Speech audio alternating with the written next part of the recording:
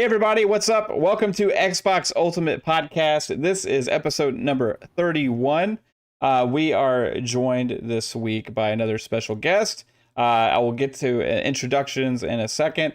I want to thank everybody here that's got ready in the chat ahead of time to be here for this awesome show.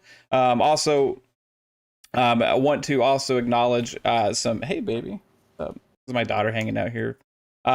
Acknowledge some events that happened this past week and give a shout out to Iron Lord's podcast and Lord Cognito and all of those guys. They had a special event today for a tragic loss that we had in this tight-knit community with iDIZZYi. And so we feel for his family. I wanted to make sure we acknowledge that also. There was a lot of money raised today. So far, it is up to $13,000. Due to everybody's contributions and this amazing community. I have in the description below a link. If anybody is capable of donating, if you haven't already, that's fine. No pressure either way, but they do need support. So that is in the description. Now, also, this is going to be a fun show about Xbox and all the fun topics that we have.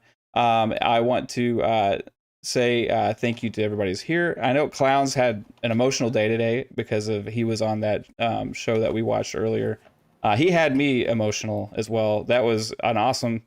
All the stuff that you said today, Clownz, was pretty awesome, man. So I felt it when you were going through that stuff, and you know it hit home, like for us with just your words. So I thought that was great. I wanted to make sure I mentioned that. And speaking of Clownz, he is going to be our special guest today, Italian Clownz, and I want to make sure we give him a nice introduction here. What is going on, dude? How are you? And are you excited to talk about Xbox? Thanks, man. Yeah, it's always a pleasure being here on the Xbox Ultimate Podcast with you guys. And I am definitely excited to talk about some Xbox. I mean, who doesn't live and breathe Xbox? Yeah, dude. Sorry, I was talking to my daughter here. So she wanted to know, hey, which one was Clownz? So she wanted me to put the mouse over you just so she could see your name. So Clownz is awesome. Clownz has a really cool beard. And it's really long and full. We also have our regular panel here as well. We have my man. Oh wait, hold on. Sorry. First in my heart is my girl, my lovely wife, the beautiful Caitlin. Hey baby, how are you doing? I'm good. Excited that it's Friday and spring break for us.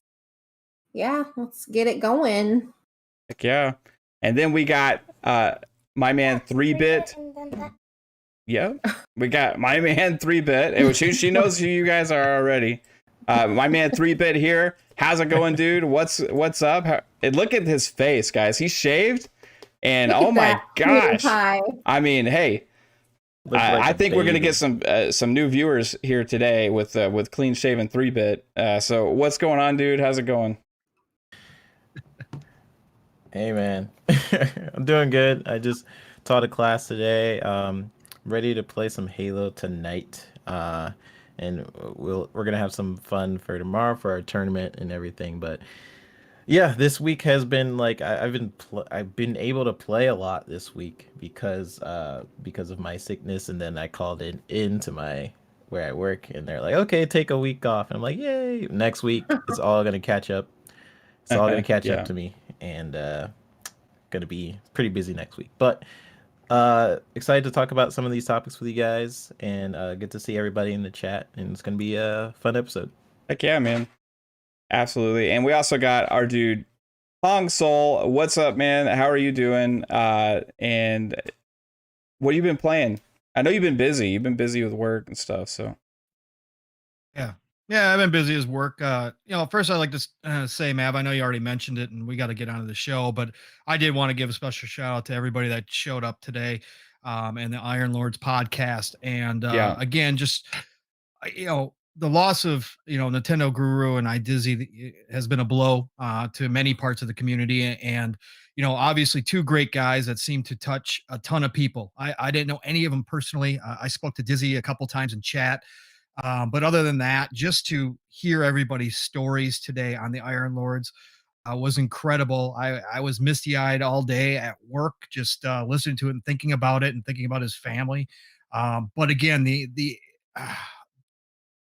it's amazing since I started in this community, just the friends that I've already met, like you guys, and the people that I've come across really gives hope for this world. And when you see something like this and this outpouring from a group of people that don't even necessarily know each other personally outside of just the internet, and to see everybody come together and try to help out in any way they can, whether it's through prayers, whether it's through just some kind words, whether it's actually being able to donate, whatever the case may be, truly is something special. And I don't think any of us should ever take for granted what this community means. We've got a lot of console war BS and stuff out there, but I saw people from all sides that I didn't think would, ever come together, and everybody was there just to obviously celebrate one man's life for iDIZZYi today, and that was extremely special. So it's something that's going to remain with me for the rest of my life, no matter what else happens. To see something like that, so special shout out to everybody. It was really awesome to see, and life is so short, guys, and it's kind of a stupid saying because we all know it's true, but we don't ever stop and think about it during the day. But you know what? You got to tell the people you love that you love them whenever you can. And you never know whose life you're going to touch just through a couple of kind words. I mean, again, a lot of people that showed up today just knew Dizzy from chat, never had spoken to the guy before, but his banter and stuff in the chat meant something to them. And so every day you can make somebody else's day. And I just think that we all need to stop and think about that. So, again, love all you guys. Chat, awesome to see you guys coming out here and supporting us tonight. It's Friday, thank God, and here we are. So, let's see. This week, work has been killing me, but I actually did get in some NBA 2K. Great game. It's on Game Pass. Unfortunately, you don't get the next gen version if you're going to get it, but you know what, the game itself is still amazing. Really cool basketball game, probably one of the best they put out in a long time. Actually, they did actually improve it, unlike Madden. It wasn't as much copying and pasting, so I actually really like that. Back on the Call of Duty again, of course, because I've got my stupid battle pass and I got to finish that thing up. And I just downloaded Curse of the Dead Gods. I got the recommendation from Leonidas, GBTP, and Goat Force Gaming. Both said to do it, so I finally jumped in and did that. Played through the first level. Awesome, love the graphics. I can't wait to dive into that deeper. So, but we got some good topics. We got Clownz here. Clownz, anytime Clownz shows up, it's a good day. So, we got to get down into business here. Thanks, Absolutely. man. Yeah. And so Psychonauts mentioned it also in the chat that he thinks there was a GoFundMe also. Yeah. So and Kate just put that link in the description. And great words. Yeah. In the chat. Sorry. Great words. Also in the description. Pong, I think you did a much better job at describing a lot of what's going on right now than I can. So thank you for that. So everybody, this is an Xbox show. There's lots of awesome Xbox stuff going on in the world of Xbox, and I'm just going to keep saying Xbox. I don't care. Hey, we have my wife here is going to tell us what is the first topic of the week, babe. It's the fun speculation of the week, and this week it is State of Decay 3. Right. So, hey, you're thinking, hey, why are we talking about State of Decay 3? Because, it's not really relevant to necessarily what's going on with any of the news right now. But it's our show, and we can talk about what we want. So the reason I'm bringing State of Decay 3 up is because nobody is talking about it. I think that it is a big exclusive part of the big stable of games. It's going to be the first game with Undead as actually part of the Xbox family, which also brings some more high hopes for this title and what it could possibly be. State of Decay has a big fan base that is still growing to this day because of Game Pass. The game keeps getting improved. They've done updates on State of Decay 2 consistently, just like the first game kept getting better. And based on what we had saw at the game showcase last year, I think there is going to be a big jump for State of Decay. And also with the money that Xbox may be willing to put into this franchise now that Undead Labs is part of the team. So, Pong, we'll start with you, I guess. Are you a State of Decay guy? Have you played the games? Do you like the games? And what are you expecting? The fun speculation is like, what can we expect from State of Decay 3? For the game to look exactly like the trailer all the way through. Period. No. I'm excited for State of Decay 3 because I really enjoy State of Decay 2. It's one of those games I always wind up going back to. Like I'll get rid of it, make room for other things, and then I wind up re-downloading it and I'll play it for a while and then I'll remove it again and then I'll come back to it again. The amazing thing about Undead Labs is, right, this thing came out and it was kind of a mess. It got shredded apart. People weren't happy with it. It was janky as all get out. There was tons of stuff just wrong, stuff missing, but what they've done and what Undead Labs has done, which is a testament to them, is the commitment to the game. They continue to improve this game. They've added so much and they've gone back and reworked basically the entire game. If you play it now from when it first released, you swear you were playing the number 3. You were playing like a totally different game because it's nothing like the original. And so for them, now that they are underneath the Xbox umbrella and they have all of this, they have all the backing now. They have the cash, they have the technical stuff. They've got the support they need to actually realize their vision originally. Because if you play their games, they are absolutely fantastic zombie games. I mean, the zombie genre has been overdone to some people's opinion, right? And I think we can all agree that if you want to go out and play a zombie game, you can find, a couple hundred of them ready and waiting for you. But this one does stand apart.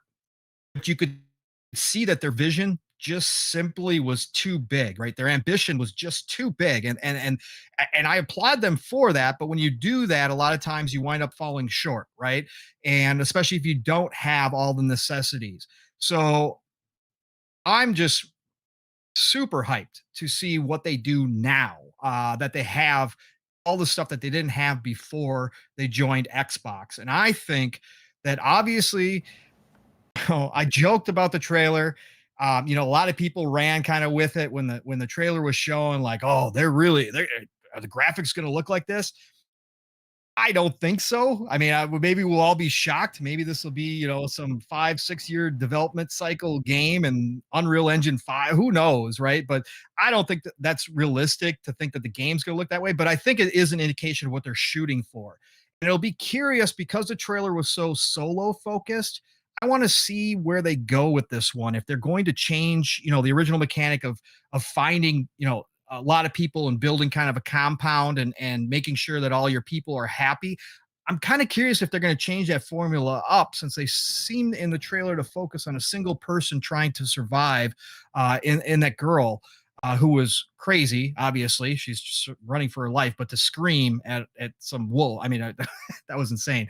But I'd like to see if they are going to go a different route this time and maybe, kind of condense down their ideas and expand out the world, but expand the graphics, but really, really, really drill down into that survival mechanic and not so much the group mechanic. And I like to see if they're going to try that. I know it's been done before, but Undead seems to have something special. Again, if you go play, I can play State of Decay 2 now. It's beautiful, especially on series consoles. It's absolutely incredible how it runs. So yeah, I'm hyped for it. I can't wait to see what they have. Hopefully we'll see more. Hopefully, I would imagine maybe towards the end of this year, maybe we'll get something bigger teaser maybe. But yeah, I can't wait. Yeah, dude. That's another question: is when is State of Decay 3 coming out? You know, maybe 2022. You know, like, Yeah. When did State of Decay 2 come out? Clowns? Was that last? That was last year or the year before? You remember? I think it was the year before. Let me take a It was look. 2019, maybe. State of Decay. I'm gonna look that up. State of Decay, because I would imagine they just went straight into working on It was 3. 2018. 2018. So it's been Yeah, like May. 2.5 years now. So that's, you know, a lot of time to have already gotten a head start on this next game. Even if you spent 5 years on that, you know, you're looking at late 2022, early 2023, right? So that leads to me, like we kept saying with Xbox, hey, there's like 2021, maybe a little light, and we're going to get into some of that later. Yeah, exactly. We'll say a little, right? We're going to get into some of that later. But if you look at what's coming down the road, it's just like this. And this game is, a bit, to me, it's a big exclusive game that no one talks about, right? It's just for some reason, when we go down the list, okay, Xbox has got Forza, Xbox has got Gears, it's got Halo, you know, they got Crossfire coming out, they got, you know, Starfield is probably going to be exclusive. They got all these things. There's like this list. Everybody keeps running down. The game I never hear the name of Hasn't hit is them State yet. of Decay, right? And it's always been an exclusive to Xbox ecosystem, right? So, Clowns, what do you think is going to be? What do you think the leap is going to be for State of Decay 3? Do you think there's going to be a leap there, or do you think it's going to be more of the same? You know, it's really hard to say with this one because I don't know if they're changing the engine at all or if they're going to go ahead and release it in some ways, right? State of Decay is known for their janky mechanics. I Yeah. mean, how many times, you know, you try to get out of a car and you just fly up to the sky, like, because it hit, like, something as you get out, Or you get you're stuck. driving, yeah, or you hit a rock and your, like, Jeep or whatever is flying up like it's Superman. I mean, it's kind of the fun of the game, and, yeah, I mean, there's a lot more bugginess that they fixed, so I don't know, to be honest with you. It's like there's would say half of the fans of that game love just the insane bugs and they just roll with it. And I'm sure they're hoping they use the same engine. But I want to say that I would like to see the game evolve just a little bit. And I would hope that with next gen graphics here and all this next gen hardware that they do something special for it. If they're going to use the same engine, at least make, you know, the background and the details more thorough. I would say that. I mean, because this is so hard, man. This is a tough one. Yeah. Man, I love that. Quite Jeep flying up speculation, the sky. Clowns. This is like, roll with it. hey, your wildest dreams may come true. Let us know what they Yes. are. I want that Jeep to fly to the sun. You know, maybe land on the moon. No, hopefully a lot bigger map, a larger map, right? And you know, it doesn't, as Punk said, it doesn't rely so much on the group mechanic. Like maybe I just want to go hang out solo and just shoot some of my bad neighbors. You know, maybe I don't like the neighbors in the game. I just want to shoot them or turn them into zombies or leave them stranded so they get eaten. I just hope that there's a lot more pathways, more story into the game, a lot more characters with next gen, and just better detail and graphics in general, but still leave some of that janky mechanics. I mean, in all seriousness, though, it does make the game a lot of fun. Yeah. Yeah, you're right. I mean, if it gets all pristine and perfect, does it lose its soul? You know, does it? I think so. Yeah, but at the same time, you know, some of it can be frustrating at times. Not ever too much, you know. But man, the game, for the reason I think it's so popular is because it's almost like everybody's dream zombie game, right? Where you like, it's like The Walking Dead, but you're actually doing everything, right? You're building the community, you're having to take care of all these problems, you're going out on these little adventures to try and get supplies, you're trying to solve problems, you have to be careful of who you run into, all of that stuff, you know. Trying to make sure you have enough beds, just so people are happy. Yes. Right. You got to make sure that you have enough beds. Yeah. There's a lot of nuance to all of those mechanics. It's very difficult, I would imagine, to actually make that game work. You know what I mean? And all of that stuff works great. Even if you do get stuck in a rock or fly out of the car like randomly every once in a while or whatever. 3-bit, are you a State of Decay guy? Have you played the first 2 games? I'd say my favorite part of State of Decay is opening the door and just Just smacking the running zombies. past Yeah. zombies and just smacking the zombies with the door. It's so satisfying every time I play that game. I would say like with State of Decay 2, my experience with State of Decay is like a little weird. The first one I enjoyed, but it was very janky. I think Clownz had it right. It was very janky. It was very glitchy. But I still enjoyed it. The second one, um, it was like less so, but it had like features in there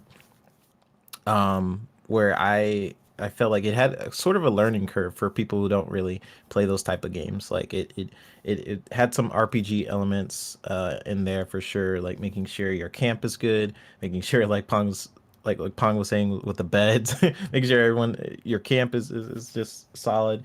Um, so it wasn't my favorite in those mechanics in terms of like the learning everything, but once you do know like how everything works, it's really fun. And it's really fun to play with people and trying to survive essentially with your friends. But in terms of the third one, I'm expecting very much a big quality boost. I'm pretty sure from the first one they used, if I remember correctly, they used the cry engine, I believe, for the very first one. Then they moved it for to the second one. I believe they started early development in cry engine, and then they're like, yeah, we're gonna move to the Unreal Engine. So it still has had that sort of jankiness, but not as much in the second one. Um, for the third one, I'm expecting like, hey, they are established studio now. They have not an infinite budget, but probably way bigger budget than what they had alone, Undead Labs. So expecting very much a quality boost. The CGI trailer that we seen is already, I would say, a huge quality boost compared to the trailers that they have for State of Decay 2. So we'll see there, but I'm actually really excited for the third one. I want to see how they adapt the gameplay. A lot of people love State of Decay for those RPG mechanics, and for some of those reasons, it's not just like I guess a generic zombie shooter. I think that's what sort of differentiates it from other zombie games. So I'm expecting some sort of evolution on that with the third game, and I'm pretty sure it's probably going to use Unreal Engine 5. And so Unreal Engine 5 comes works how they are saying it works. The optimization for that is going to be amazing for open world games. Um, very lovely for game developers, and it really cuts down whole processes of having to, let's say you create a rock, you have to go in, create the rock, make sure the polygons are good, and then you put in ZBrush, and then you bring it back, and then you put in the game engine. All that is cut out with Unreal Engine 5. You just make sure the rock looks good. So if they already have Unreal Engine 5, that's gonna be awesome. But yeah, we'll see. I'm looking forward to this game. It's very much a weird hybrid of it feels kind of arcadey. I guess is the way you hit people. Yeah. It's like has that punch to it. Like if you guys play, you know what I'm talking about. But it's like this sort of weird hybrid arcade vibe. But it is also sort of grained in realism at the same time. So we'll see. We'll see how they decide to push the envelope with a bigger budget, with a bigger team, and we'll see what they do with it. Right on, man. Yeah, I agree with all of that all of you have said. For me, I just want it to be like the same style. I don't want them to like change like what the style of game is, but like you said, 3-bit, maybe like with Unreal Engine 5, the other thing I think about with that is like, hey, you got, with them being part of Xbox family now, they may have access to tools or other developers may have developed things that they can share between each other. Maybe that would help things with smoothing out some of the rough edges as well. I don't know necessarily how all that actually works. If they are able to communicate and say, hey, this is what we did over at the Coalition with Unreal Engine 5. This may help your game. I don't know if that's actually feasible, how it actually works. But in a dream world, to me, that sounds realistic, right? But I think that'd be pretty cool. The other thing I would like to see is like with the cutscene that they had for the trailer, that was amazing. Like that was really well done. I would like to see some more cinematic elements brought in to drive some of the story home, right? I don't mind it cutting away to like a cinematic cutscene every once in a while, because what I saw with that was like, okay, this is really cool. I want to see some more of that, but I still don't want it to take away from where the game, like with the heart of what the game is. And I think it's going to surprise people at this game. That's why I'm bringing it up, because I want to drive some hype for it, because of what they've achieved with being a small team, small budget, and now they've proven themselves to be worthy of Microsoft's like purchase, and now they're going all in with this next one. You know what I mean? So. If they have, I forgot to say, they did release a. All right, so I was just gonna say they did release the model that they used in the trailer. They showed the in-game model. I forgot about that. It was like leaked somewhere, and it looks incredible. It looks kind of basically like the CGI trailer. So the graphics are definitely up for sure. Yeah. I completely forgot about that. But yeah, sorry, what were you gonna say, Pong? Oh no, that's cool, man. I was just gonna say, what happens if they go to like a two mode kind of game where you have a story driven narrative, third party kind of survival horror zombie kind of game, and then you also have like an online experience, or more like that group kind of survival mechanic implemented, so that you can kind of do a whole story. But then they also have the old style where you and buddies can jump in and gather together and build a base or whatever the case may be, and try to survive for as long as possible.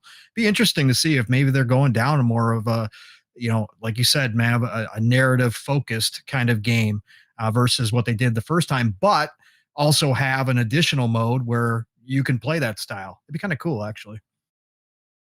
Yeah, that makes sense. Who knows? They could grow into a two like game studio also, and you could have two separate experiences out there, like released separately. They have, I think they've seemed like they've been hiring and stuff. So, yeah, they got job posts. If you are interested in joining us, check out the job postings on our job page, right? So, they got, if I go to the jobs page, this is Ninja Theory too. They've been posting a lot of job they got a job postings. Technical designer they're hiring for right now, and a software engineer and animation. And I think there's like a lot of potential with all of these studios, especially these smaller ones that are growing. Ninja Theory, I think, is an example of that as well, even though I think Ninja Theory is more proven at this point, and they've been around a lot longer. I think Undead Labs is going to surprise some people as one of these Xbox studios. So, hype for State of Decay 3.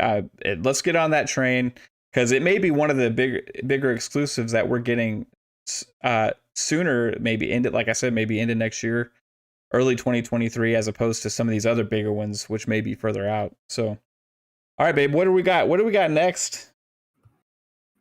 Next up, we have big Xbox exclusives coming in 2021. Okay, so we have a we know 2022, 2023 and beyond are going to be absolutely bananas, right? Absolutely crazy. It's going to be like glorious, just big games dropping all over the place, right? And there's been this like kind of feeling that, there's really nothing for 2021 to a lot of people. And I think now is the time to talk about some of these things because, hey, we're probably going to get some news soon over the next couple weeks or maybe months about some stuff happening in 2021 that is going to take attention away from some of this other stuff. So let's focus on what we know about now. And I want to kind of highlight some of these games and talk about, hey, there is actually a lot of stuff coming. And you can say exclusive to Xbox this year, whether it's a timed exclusive or not. This year being exclusive to the Xbox platform, there's quite a bit coming. So I made a little list, and I probably missed some because I kind of rushed through this right before because we were pretty busy earlier today. We already got the Medium. We have the Ascent coming. Crossfire X was delayed. It was supposed to be December of last year. It's going to be 2021. We don't have an exact release date on that yet.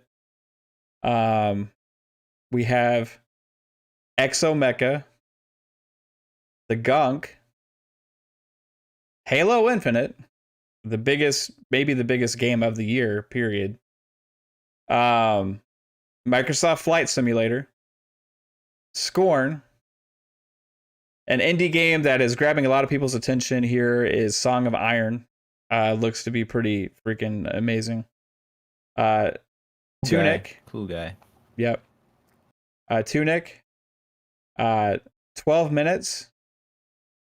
Warhammer 40K Darktide. Some of these could also be exclusive to Game Pass, but also be released on other platforms as well. When it comes to that, like, it's still a win for Xbox, the fact that it's in Game Pass. That would be one that I didn't put on this list. Actually, that was Psychonauts 2 is going to be on Xbox. It's coming this year, a big game. It's going to be on Game Pass, but it is going to be cross-platform because that was a game they were making before the acquisition over there. Also, yeah, I said 12 Minutes. Warhammer 40K Darktide. Which looks freaking cool. That's one that's actually has me interested in playing a Warhammer game. And then could we see Forza Horizon 5 this year? Could we see something else big this year announced soon? Could we see Starfield this year?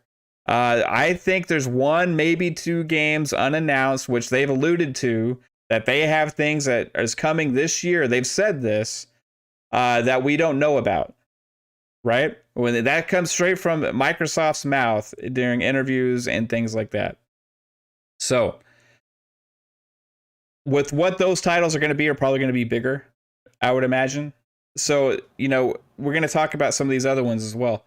Like, how good is that still, if you're considering it a downtime for exclusives, to have so many releases, all of which... Well, not necessarily 100% all of them, but most of which are coming into Game Pass. So that's pretty crazy. And what do you think, Clownz, about Xbox's lineup for 2021 that we know about so far? Do you think we're going to see a couple other things? I think that Xbox has a phenomenal lineup. I think that we're gonna have a lot of surprises in and what they decide to do, especially with some of the games. Continuing like games as a service. I think that we're only going to see, for example, existing games, right? We're going to see Sea of Thieves probably get even better with the content that they're going to keep dropping in. We might even see other games go into games as a service, or at least with more and more content coming in. We know Halo Infinite is coming out, and that game is going to be fantastic, man. I mean, it's going to be good. It's going to be like a semi kind of open world game, and I can only imagine that if it is semi open world, kind of like let's say a Far Cry universe or something, like imagine that. But there's so much stuff they can add to it. I mean, they can change that around. They can continuously add stuff to it. If they really wanted to, they can even put in modes like raid modes. Imagine going in with Spartans and doing like a raid somewhere, like in a cavern or a cave or on a ship. That would be kind of cool, wouldn't it? Oh, 100%, man. There's going to be random encounters, I think they've already said, where you're going to be actually like just walking around and there's going to be like ships come in and with drop offs and stuff, and you're gonna have these kind of like almost like Destiny style events happen in the game potentially. That would be cool, but like a raid mode would be insane. There's so much potential with Halo Infinite, Yes. with what they can do because of the style of game that they're making. And they said the 10-year plan, right, for this franchise, for this game, which means to me that, hey, they're going to take that approach where they are going to keep adding stuff. And we don't know exactly everything. What Halo Infinite launches with is not necessarily what Halo Infinite's going to be 3 years down the road. It could be so much more. So Yes. that has a lot of potential. I'm super excited about how invested they are into all of the games, but especially Halo. They're not. A lot of people are like, oh, they might be done with it if it doesn't succeed. Xbox is not going to be done with Halo. Okay, Halo is what helped Xbox turn into a legitimate brand. Without Halo launching when the original Xbox launched, there wouldn't have been all those people talking about Xbox out there saying, hey, have you checked out Halo? Man, this game's crazy. I mean, that was the word back then. I heard some of my older cousins talking about it. Their husbands were all talking about it, and it was like, I got to pay attention to this, you know? My friends all started. There was like so much hype about Halo that, to me, I don't know if Xbox would have been successful initially without it. So they're not going to give up on Halo. They know how important of a brand it is. You see what they're doing with the TV series. You see what they're doing with all this extended universe stuff that they've been doing over the years. They've created a huge universe, and you don't just like say, "Oh, okay, like we tried." You know, no, they're not done with that. So 100% with you on there, Clownz. What about other stuff, man? Do you think we could get a couple surprises for this year besides all the other stuff I listed? You know, it's hard to think about because we know that they have so many studios right now, and we know that some of them have been working on secret projects that they can't talk about because of NDAs. And we know there's multiple teams at some of these studios. So really hard to say what surprises might pop up. I know that there has been talks of Battletoads Season 2 when that would be something to be really cool if that just popped up out of nowhere. We do know that Delilah is working on their next game, but they can't say what it is. And it has some of the same people involved from the previous game, and they just can't say what it is. So it's very possible we're going to see a surprise like that. And I don't think Killer Instant's done, despite what people say. There might be a Killer Instant surprise coming up. And, you know, I this is really tough for me to say because I want this to happen, and I could be completely wrong here, guys. Like, coming back to this episode later on, you guys will be like, "Oh, Clownz, you were crazy. You're completely wrong." But I would love, let's say, like they tricked us all along, and that Fable was in development a lot longer than we were led to believe, and all of a sudden, Fable just pops out of nowhere, and it's like, guys, we're ready. Fable's dropping. Get ready. Tomorrow, Fable. How cool would that be? Like, how excited would everybody be? I know that Fable is my go-to franchise, like Halo is your go-to franchise.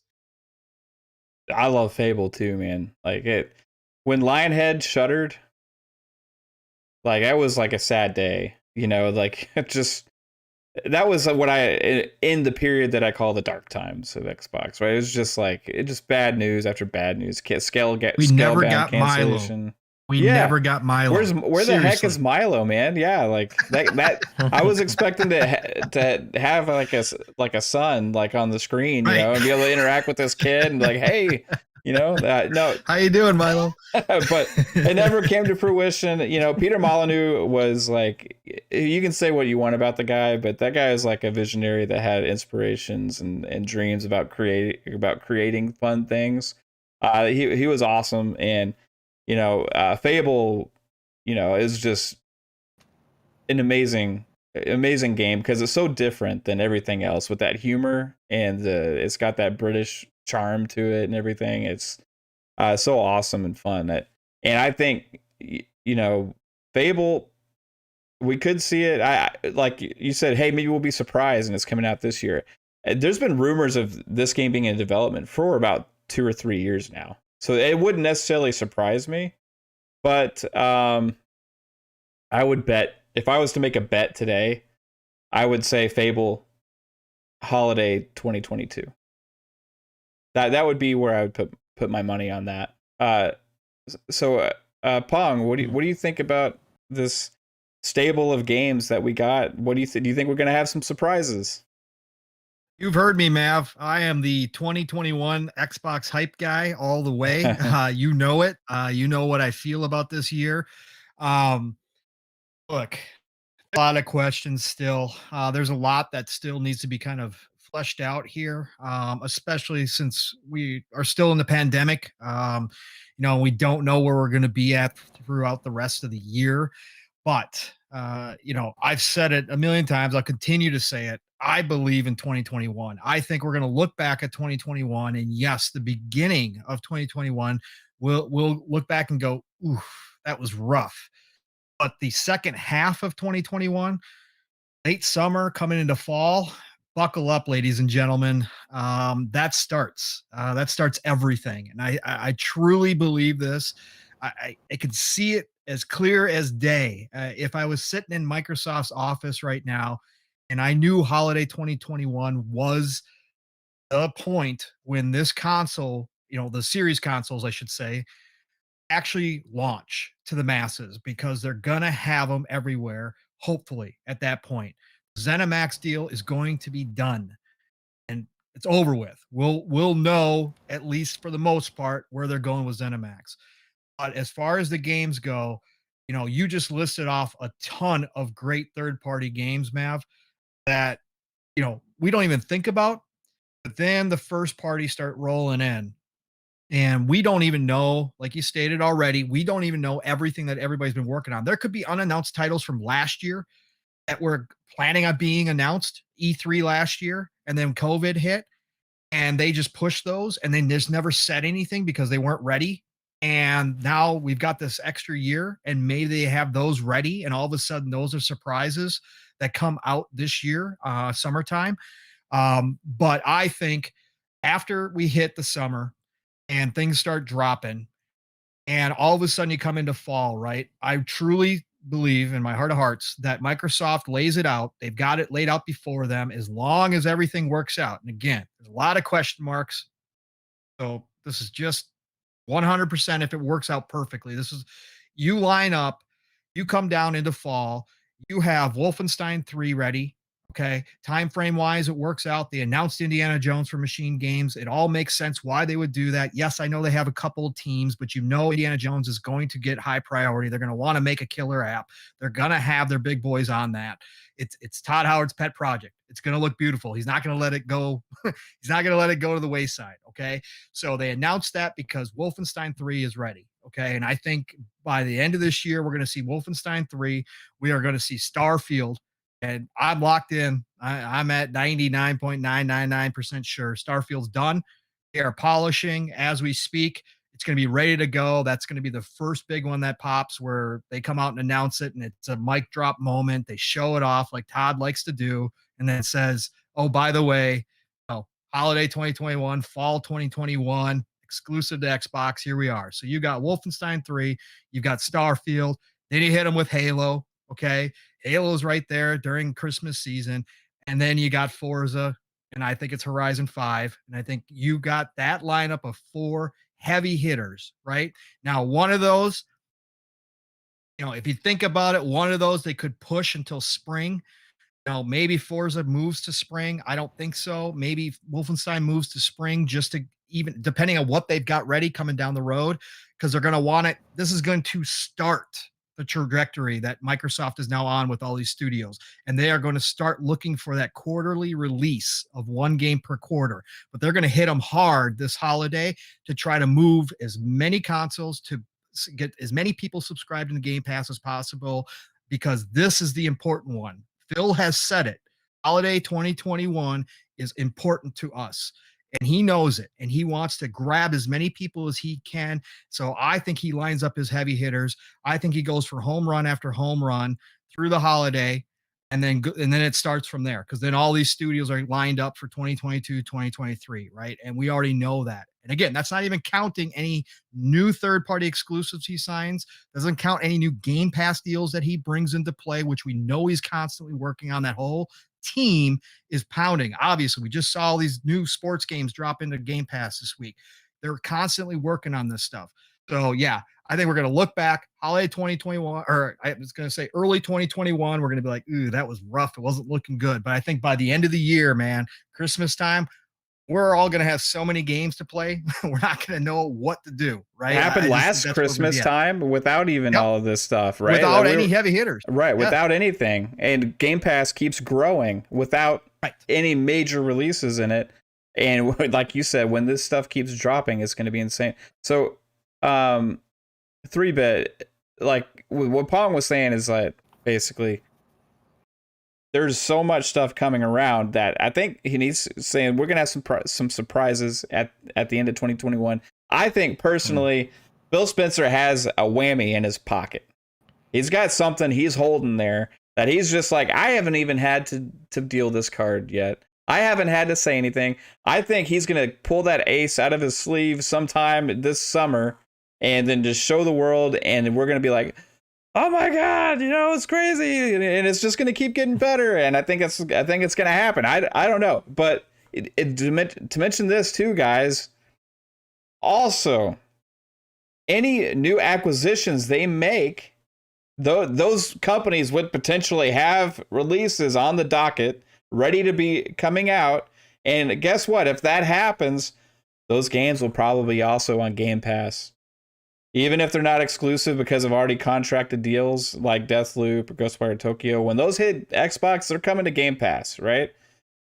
If these are multi-platform studios, if they buy another publisher out there, make another deal, hey, those games, when they release, are coming to Game Pass. And that's like, for me, almost the same thing as having an exclusive game on the Xbox franchise, because we win with that situation, right? 3-bit, do you think there are surprises? Do you think they got something up their sleeve? And what do you think about the existing lineup that I already mentioned? I think Pong made a lot of good points in terms of like where Xbox might be headed for and being like the year for sure, with a lot of these titles in it. But what I'm also thinking about is something Phil said a long time ago, where he was in an interview and he was basically talking about, and every time he talks about Sunset Overdrive, there's this dreary and sadness to him, because he knows that was really very much a missed opportunity for Xbox, not only not acquiring that studio, but not supporting it the way it probably should have been. But also, I think he's thinking about the lessons of the Xbox One launch. And the Xbox One launch, if you think about it, had a pretty solid launch lineup. It had Rise when it first came out. It had Sunset Overdrive and all these other titles, and eventually Halo Master Chief Collection. But the problem is they just couldn't keep doing it. So I think I would look at that and try and spread out these titles. I just don't know how they're planning to do that, because I know he wants to spread out titles for sure, and not have like all these AAA games all releasing on like 1 month, right? They wouldn't want to have Battlefield and Titanfall release on the same day. You mean, or the same week, like EA did? Well, yeah. Yeah, it's a good problem to have right now with Microsoft. It's a good problem that they have a lot of titles underneath, like basically in development right now. To have basically figuring out where to space out their titles that are coming out in 2021. I'm excited for a couple. I'm excited for Scorn this year. I'm excited for Halo Infinite. And you also have to think about with the games launching this year, right? You have Halo Infinite was supposed to be a service game. So you already know they're going to be updating it, having crazy updates for that next year as well. So I'm really interested in what the pipeline is for Microsoft. but I think We need holiday the roadmap, 2021, as Pong 3-bit. was saying. Need the roadmap. They gotta show us the roadmap. Important, and that's something me and Pong talked about on Boom Show of basically announce any of these titles, they really need to clarify to people just to shut them up, and especially the media. These games, ZeniMax, are exclusive, or maybe these ZeniMax games aren't exclusive, right? Just make it clear to people so that way when you're at E3, you're showing Halo, you're showing maybe a Wolfenstein 3, maybe, I don't know, like you're showing at E3. All these games that is in their pipeline right now, you want to make it clear to people like, hey, there is no question whether these games are, exclusive or not. Enjoy these games on Xbox, right? So enjoy what they're seeing rather than like, okay, that was cool. Right. So I think there is an event sometime this month, I believe. So I think they should definitely clarify that. I already see Twitter posts where people are saying that the ZeniMax deal is pretty much done, at least in the US. I think EU is still being waited on unless they finish that. So we will definitely see what's in their pipeline. We want to know the roadmap, as Pong was saying. And I think Xbox has a pretty bright future for sure. Now, there's a couple games this year I'm looking forward to. Like you mentioned a lot, like Exo Mecha. It's like a small indie game. Looking forward to it. Scorn. I love horror games. Yeah, Looking the forward to Gunk that. It looks as well, man. disgusting. It looks awesome. So there's titles this year I'm looking forward to, and Halo Infinite. I'm sure that'll hold me over. So even in 2021. I'm sure I'll be playing Halo Infinite and some other games coming up. So good times. Good times coming. I was thinking when I made this list, I thought Stalker 2 was on there, but it's actually, I guess it's coming 2022 or after. But Stalker 22 is another game that's coming exclusively on Xbox first. I don't know if it's timed or what, but that one has a lot of people excited because that was kind of like a franchise a lot of people just didn't really think about or forgot about or whatever. And you see this new trailer, and it's like it has a really cool looking vibe. I think we're gonna get some cool stuff there. There's As Dusk Falls coming as what also that was announced at the game showcase. We don't know when that's coming out, but I think there's gonna be a couple, like I said, surprises. So Forza Horizon 5 is my number one bet. I think it's gonna happen. We don't know also. Psycho just said today is the deadline. Sorry. He said today is the deadline for EU to approve it. So I saw this interesting thing regarding that, Psychonauts, on Twitter. I saw that it was approved. Yeah, so I saw this interesting thing a little while ago on Twitter. Somebody had said that the listing changed from one of the investors websites or something, where it said instead of it was being it said like, gosh, what did the language say? It said something like it was like a done deal, like they've made a profit on it, now it's closed in their books. I saw that too. So that would mean that to them that was the only way that could happen is if the deal was done. They don't necessarily. I don't think as soon as like a business deal is closed and the dotted lines are signed and everything is finalized, Xbox makes this huge announcement. You know what I mean? It could have happened last week. I don't know. But I think that's what this event that they're talking about, like maybe the 23rd is what the date is going to say. I think there could be some acknowledgement of it at that point. Because to them, they've already announced Bethesda's joining Xbox Game Studios, right? Like that was already announced. So they already had the big reveal of that with that big announcement. And none of the other acquisitions, once they've been finalized, have they had a celebratory like big statement saying, "Hey, it's official," like even though this is a larger thing, I think it potentially is done right now. And they could just be planning on working with them, planning how they're going to make these next announcements and coming up with some ideas for things, working with Todd and and it was Howard and Pete Hines and those guys trying to figure out the roadmap and what's going on before they actually, because they can do that now together, before they actually have these announcements, right? So that would be a potential. Do you have any insight into that, Clownz, at all? Like, I'm sorry, my dog just did something crazy. What was the last half of that question? With the Xbox and Bethesda, like there was some stuff on Twitter today that kind of alluded to the fact that it's may have already been completed, but they haven't made an announcement yet. I just want to know if you heard anything or what your thoughts are on that. The only thing that you mean, like a game complete, or are you talking about the merger? The merger.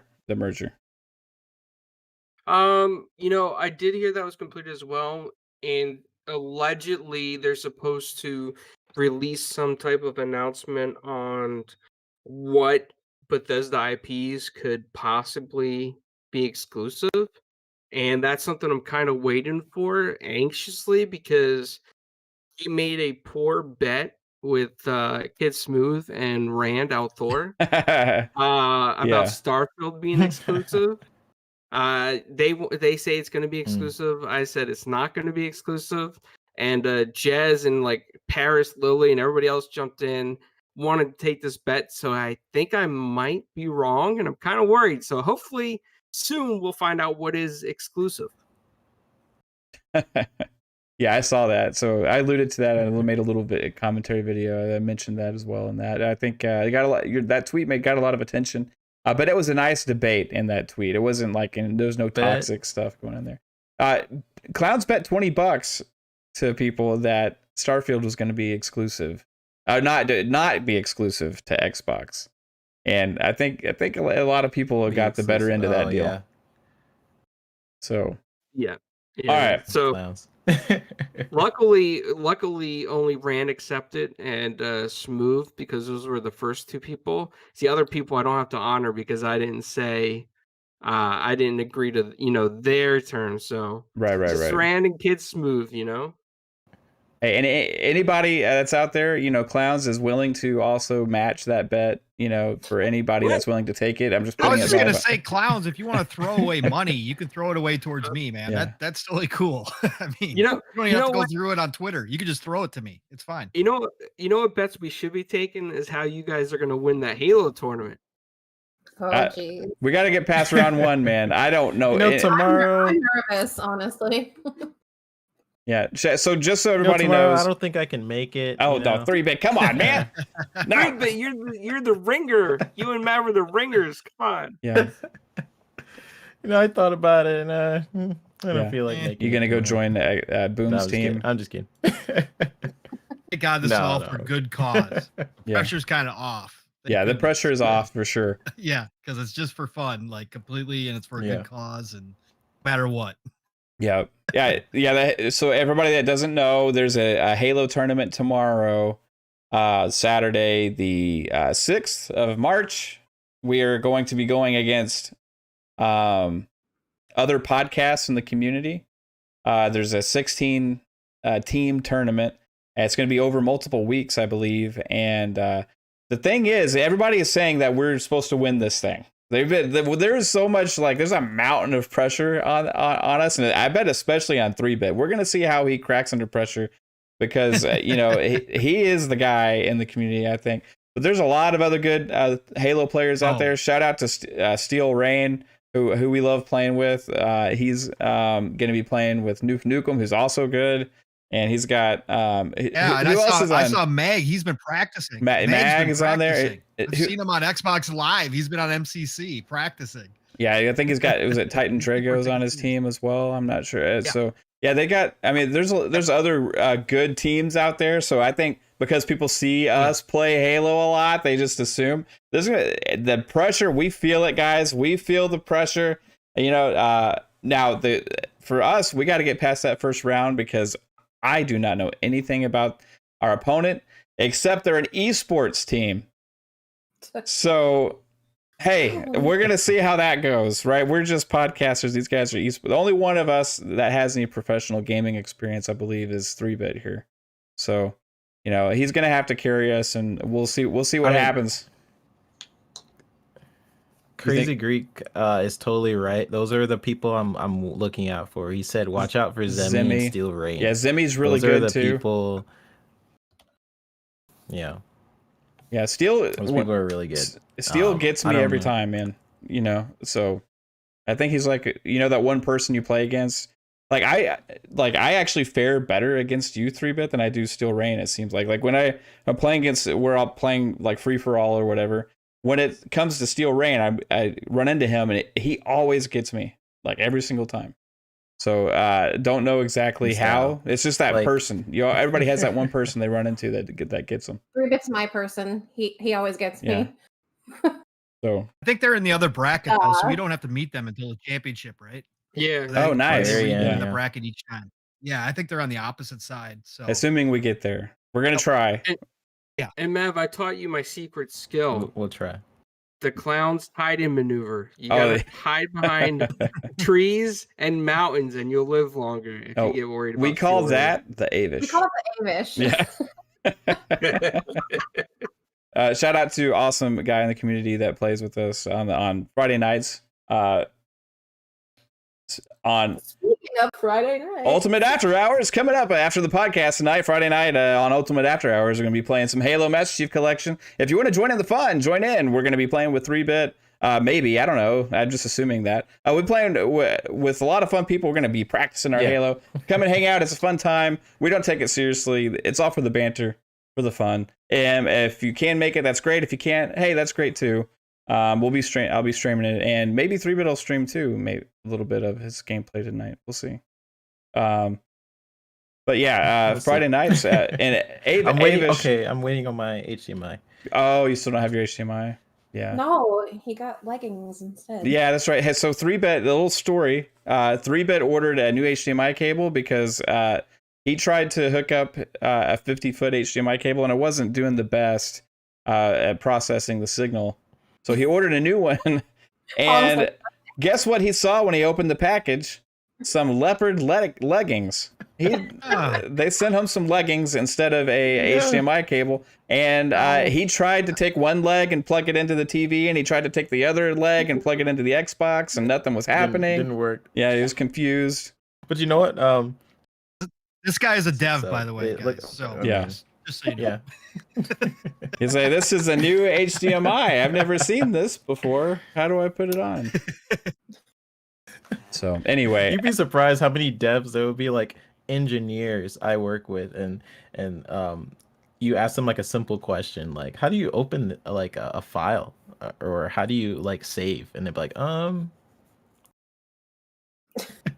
It's funny. Greatness. All right. Hey, so we're gonna move on to the next topic, and Kate has all of that information. What's it gonna be? So instead of the Kill It segment that we usually do, we're going to switch it up. So this is a surprise we throw on the pod on you guys, by the way. So this is going to be a make it. You can only make one of these games, and whatever you don't choose will not happen. It will never be made. It's the same thing. Well, so you're gonna make one. We're gonna give you 4 games, okay? And you can pick one of them. Okay. The other 3 that are on this list will not happen. So you're essentially killing 3 things, but you're getting this one. This is a kill 3 instead of kill 1. No, it's a make one. It's a make one dream come true. It kind of is. This is what kill 3. Like an idiot. Pong's trying to twist it around here. I think you. No, I'm just saying. I'm trying to say this is a new thing. It's yeah. So it's make one instead of like you playing it. It's the experience. But this is a new game. Playing the game instead, you're making it. Never been out. This is either a reboot, remake, or a new game in a franchise. Okay. Is this assuming that me personally is making it? So like I'm like a high level dev and I can know what I'm doing, or is this like my skills now? No, So I got you stick are figures on the not screen. making it. Oh, okay. They are making like the okay. Okay, so there's okay, gonna be okay. there's 4 like dream scenario games here on this list, All right. and one of them is All right. gonna actually happen, and the other 3 you are essentially killing the development of it. These are these aren't far fetched things though, right? These are things that have been mentioned before. People want these things to happen. Okay. Overdue for some, right? Dream scenarios. All right. So we have Forza Horizon Japan. We have Halo Wars 3, a Splinter Cell reboot, and Skies of Arcadia. Reboot, yeah. Skies of Arcadia reboot or 2. Either I don't know what people want more, so I just put Skies of Arcadia on. So, hey guys. This is all Mav, guys. This is not me. Yeah. So, Halo Wars 3, Skies of Arcadia, reboot or remaster. You got Splinter Cell reboot, or let's say a sequel, whatever. And then you have, what was the 4th one, babe? Skies of Arcadia. I already said that one. What was the first one? Forza Horizon Japan. Oh, Forza Horizon Japan. Okay, we'll start with 3-bit, man. You can only pick one of these games to be made.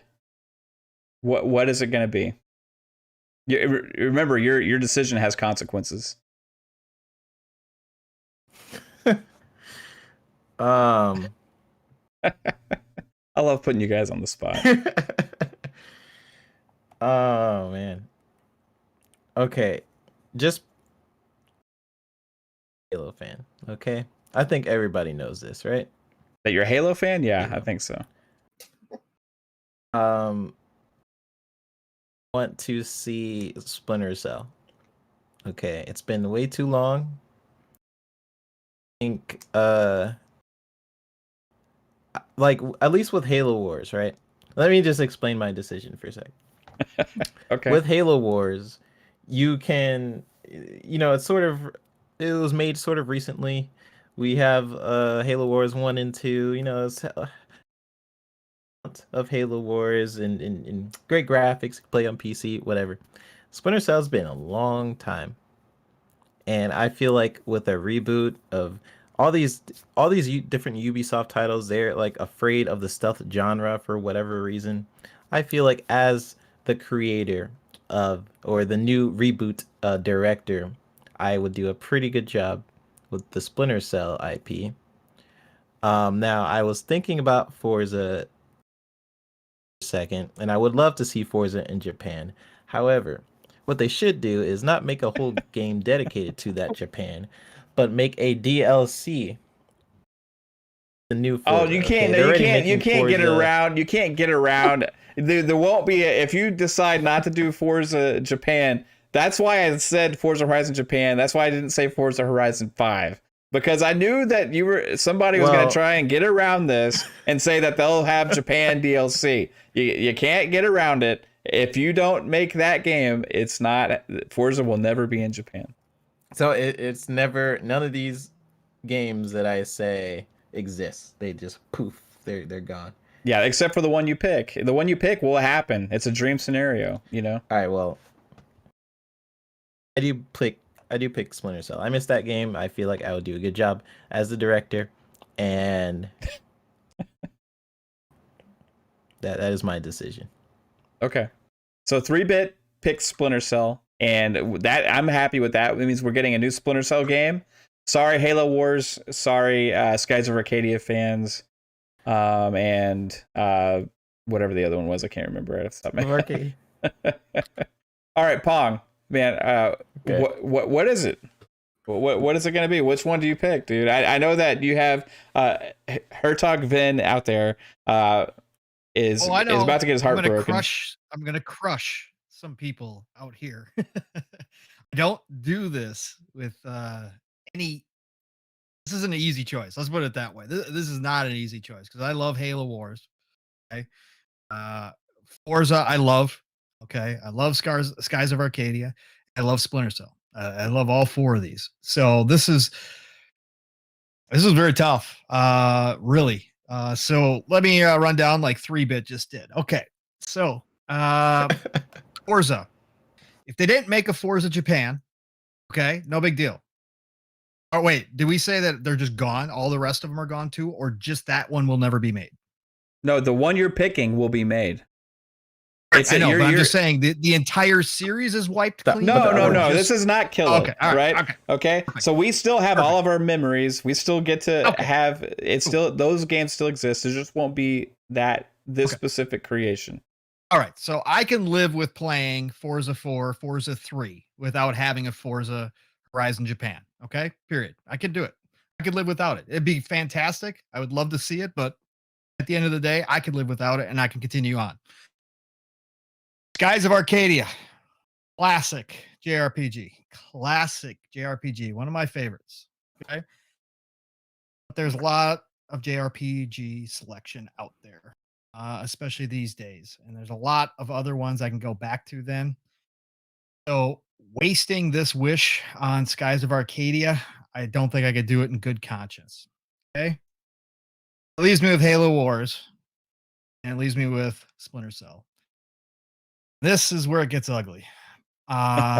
Absolutely love Halo Wars. I put hundreds of hours into both of them.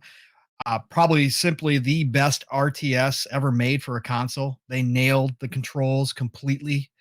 Competition wise, it was fair across the board. I didn't have problems once I got good enough going against guys who were playing on computers.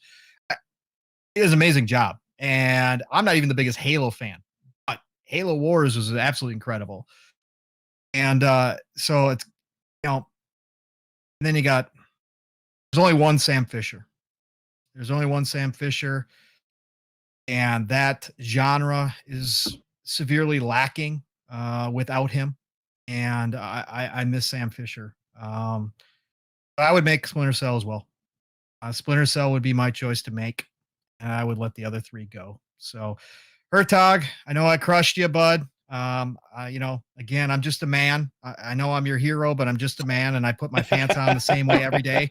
So, I'm sorry. I know I'm a disappointment to you right now, but I love you, brother. And I'm just sorry. I'm just sorry I couldn't live up to your expectations. Give this huge preface before killing things, where just like, okay, listen, it's pretty good, buddy. Y'all both had very intricate rundowns. What would you pick, Clownz? What I would pick. So I'm just gonna make this real easy. Mav should be happy with me on this one. I think he'd be happy with me on this one because I'm not a fan of Tokyo Drift, so that one's right out the window. I would throw that thing in the bushes and put it on fire and never see it again. So you just don't want any drifting in Forza Horizon, so you say no Japan. And I suck at drifting in Forza anyway, so yeah, get rid of that one. I'm sorry, Pong. I know Skies of Arcadia is like big for so many people, but for me, I never played it, so I don't have to hit that nostalgic feel. Rod. That one goes in the recycle bin immediately. Save up some resources. Man, he's being vicious. Yeah, he's savage. And Splinter Cell. I mean, it is Tom Clancy, but sorry, dude. We know that Rainbow Six Siege is the best Clancy series there is. So Splinter Cell would be gone. He'd be hidden by the CIA, taken out. And third echelon. We would. My heart. You know what? Halo Wars 3 would be made an epic game for all time because Halo Wars is one of the best strategy games that you can play, and we need more of those. We have too many Splinter Cells and stealth games. We have too many drifting games. And I don't know about Skies of Arcadia, but we have a lot of air games. So if that's like an air game, sorry, Pong. I lack knowledge in this and I sound ignorant. But not an air game, but Halo Wars. We need another one. Well, I hurt a little bit. I don't know. So Do you like Halo Wars a lot, Clownz? Have you played the I other ones? love it. Yeah, Yeah. I loved Halo Wars 2. Halo Wars 1 was a little bit difficult for me, Yeah. because 2 was just so easy to play. But I really got to get into Halo Wars 1 because I hear that it's actually the fan favorite. So can I ask that me, you, Pong, and 3-Bit have a 4-player skirmish on Halo Wars 2? It might make my Yes. dreams come true. Absolutely. We need to do this because I freaking love Do it. Halo Wars also. Okay. I'm down. We gotta set a date though, because I gotta reinstall and play. Oh, again, but- Pong, you're killing me. I just thought I Yeah. might have out. Dude, it's so good. It's so good. My memory space is primo. I don't have expansion. Yeah. So Yeah. That's true. Hey, at least we have expansion cards over here on Xbox. An option for it, right? Oh, Not trying to throw shade, right? But hey, it's even a problem for dude. If you watch my streams, you see like when I'm going to like into my storage, it's like wow, I have 3 hard drives on my Xbox: the internal, the external, and the storage expansion card, and like they're all full. You know, like if you play a lot of games, I don't know how you can do with just the 600 gigabytes. You know, especially when Call of Duty takes up over half. Just saying. Just putting it out there. No controversy, ridiculous. just a fact statement. So, for me, this is tough. This is rough. I was not being easy on myself, but I also thought it was important that one of these games get made. So, with all good things come sacrifices. Sacrificing 3 dreams for one is necessary in this situation. Now, I personally love Halo Wars, like Clownz. You thought you were on the right track there, right? Please don't kill me, man. I love Halo Wars. I love everything Halo. But if it came down to it and it meant something else happened, I could live with the last being Halo Wars 2. I can get my RTS fix somewhere else. Now, Skies of Arcadia is a top 10 game for me all time. Freaking love that game. I played through it, I think, twice or 2 or 3 times on the Dreamcast, and I don't play through games more than once very often.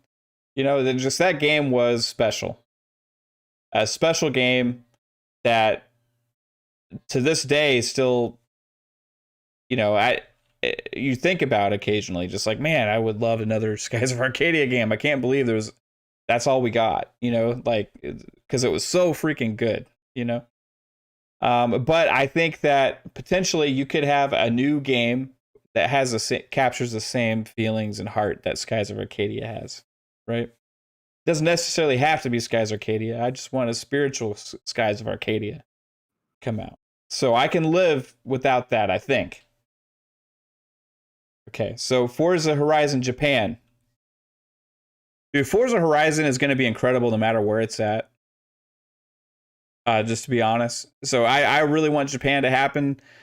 Even if Forza Horizon Japan happens, I don't know if they're going to go in the direction I want them to, with having like the big city and the night lights and the highways through Tokyo and stuff. Like that's what I want from it. Because one of my favorite games also was Tokyo Extreme Racer back on the Dreamcast. Highway racing through Tokyo in that game, dude, was freaking incredible. There was a sequel on the PlayStation called Tokyo Extreme Racer Zero. Amazing game. I freaking loved those games. They never did anything with them past that, but hey, it was incredible when it existed. And that, like, when I started hearing the rumors of Forza Horizon going to Japan, I was thinking like, okay, could they figure out a way to make something like that work with like highway racing in Japan through the night city with all the tall buildings in this day and age would look freaking incredible. Need for Speed Underground, think of that, like with city and stuff in this day and age. Midnight Club Dub Edition, you know, in Tokyo, think about that in this day and age. It would be incredible. I want that. But I don't think that's what they're going to do. I think they're going to go with the countryside roads of Japan and everything like they've been doing with Forza Horizon. And Forza Horizon is incredible no matter where it's at. So I think you could pick any location and I'll be super happy. So X that out. I need Splinter Cell back. It's ridiculous. You put Splinter Cell up against anything besides just Halo. Like, no, if you say Halo Infinite's not coming out, or next, what's after that, we're gonna have a hard time there. But Splinter Cell put up against almost anything, I will pick it. And three of us here, again, we've had Splinter Cell and similar conversations with the Kill It thing several times. Splinter Cell wins out almost every single time for us, guys. Ubisoft. Yeah. There's a message here, right? People want this. We need Splinter Cell back. There's an opportunity to just completely steal away the stealth genre and have it all to yourself. Do it. Come on, man. Like, where's that Splinter Cell game? We need it. It needs to happen. And I think if sacrificing those other three makes this happen, then I'm putting it out into the universe. Let's make it happen. Splinter Cell reboot, sequel, I don't care. Just a actual Splinter Cell game. But please have Spies versus Mercs. That's all. That's what I ask. Please have Spies versus Mercs, and not some new fangled not thing. A Splinter Cell pops. No, not a Splinter Cell pop version. No, please. It's real Splinter Cell game, like with Spies versus Mercs from like Chaos Theory or from like Double Agent. Like, just yes, give us that, please. I beg of you. Okay, moving on. I would have picked Splinter Cell if you would have asked me. Oh, well, yeah, I asked you before if you wanted to pick one. You said no. No, he didn't. Would you have picked Splinter Cell though, babe? For real? Yes. Yep. Or do you have a reason why? Because I like playing games like that. When you played the Spies versus Mercs back in the day, I thought it was really fun. I don't like games like Halo Wars. I think there's plenty of racing games, and I don't know what the fuck Skies of Arcadia is. So there you go. She's truthful. So hey, those are all good reasons, babe. Hey, so that's four of us. Maybe ask me next time. Okay, I will. I'm sorry. Four of us have picked Splinter Cell, and one of us did. Hey, your heart's in the right place, Clownz. You pick Halo Wars. That's a great choice Hard as to well. argue with that, right? Yeah, it's hard to argue with that 100%. But Splinter Cell's the right choice. Rick Payne in the chat said, "I think Splinter Cell is dead." Sorry. Oh, Rick, man, dude, I hope not. I hope you're not right. I hope you're not right, man. Got disappointed people in the chat. What would you guys have picked? I want to hear it from Back is chat. devastated. Yeah, chat. Say what you would pick. So, hey, yeah, chat. Also, anybody listening after the fact on audio, on Spotify, Apple Podcasts, or whatever you're listening on, hey, come and leave a comment. Send an email, funspeculation@gmail.com. Let us know which one you would pick. I need to get the community more involved with this discussion. We can end up putting a poll on Twitter, maybe, babe. Like, you could do that. But what would you pick? What would your game be? Let us know. I want to hear it. All right. So what do we got next, babe? Let me go to my thing. Okay, next we have Game Pass, the place for sports. Yes. So, hey, just like Xbox always is doing, they really have a batch release of Game Pass games, and it's like seems like every time they do it, it's like freaking surprising and awesome all at the same time. So I was actually talking to Pong before we went live about one of these games that he's been diving into and having some fun with. But hey, we got coming into Game Pass is NBA 2K21. You got the whole EA thing is starting to show up now because we got Madden 21 and also wasn't like NHL on there, NHL 21. NHL. Then we also got a Football Manager 2021. So that's like 4 major sports franchises dropping all at once in Game Pass. Combine that with last week we had Dirt 5, which you can consider that a sports game. It's a racing game, right? Like Xbox is really going after all genres here in a big way. trying to make people see the value in coming over and signing up for Game Pass. And if you haven't played 2K or football or whatever, and you want to give it a shot, if you're not, which a lot of people out there only stick to one genre or a couple of genres and they play one major game. This is a chance for the people to try these things now, right? What do you think of Xbox making moves with sports games as a focal point on Game Pass, Clownz? I like to see sports games come through. I think that's exciting for many fans out there. But I mean, Mav, let's be honest here. Now that Madden's on there, there's no excuse to not do an Eagles versus Cowboys game where the Eagles win. I'm just saying, just put Dude, it out there. if you want to play me in Madden, I'm just letting you know I will destroy you. I'm bad at Madden, but the Eagles will win. Have faith in my team. No, I think it's a really cool thing. Even though people are complaining about this NBA 2K21, just because it's like, I guess people are saying it's not the next gen version or whatever. I think it's really cool that they're kind of giving all this to us for what, $15 a month. I mean, there's just so much in there, and to finally get some heavy hitter sports games that people actually play, that's really awesome, man. Like there's a lot of fans for these franchises out there. So this is just another reason for people to be like, yeah, I don't gotta buy NBA 2K21 right now. I just pay $15 a month or $1 trial and get into Game Pass Ultimate and play. I mean, who would have thought that these games would have been in there like this? The 21 editions already. I mean, wow, I'm amazed. I mean, isn't anybody else amazed?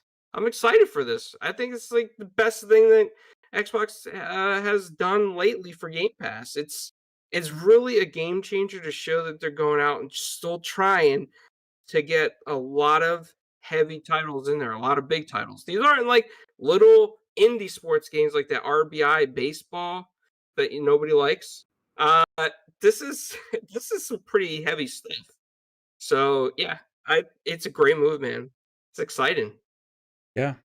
Are you gonna download any of these? Oh yeah, I already downloaded Madden 21. Nice. Awesome. NBA 2K21. I'm gonna check it out.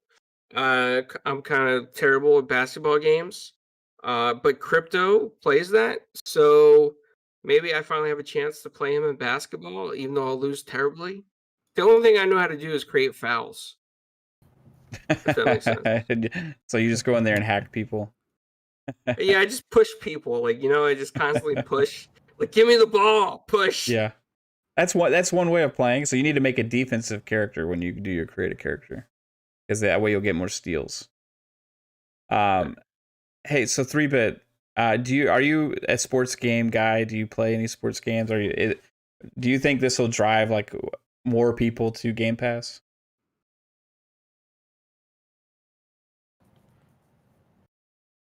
Be a big sports guys, but sports games just been pissing me off.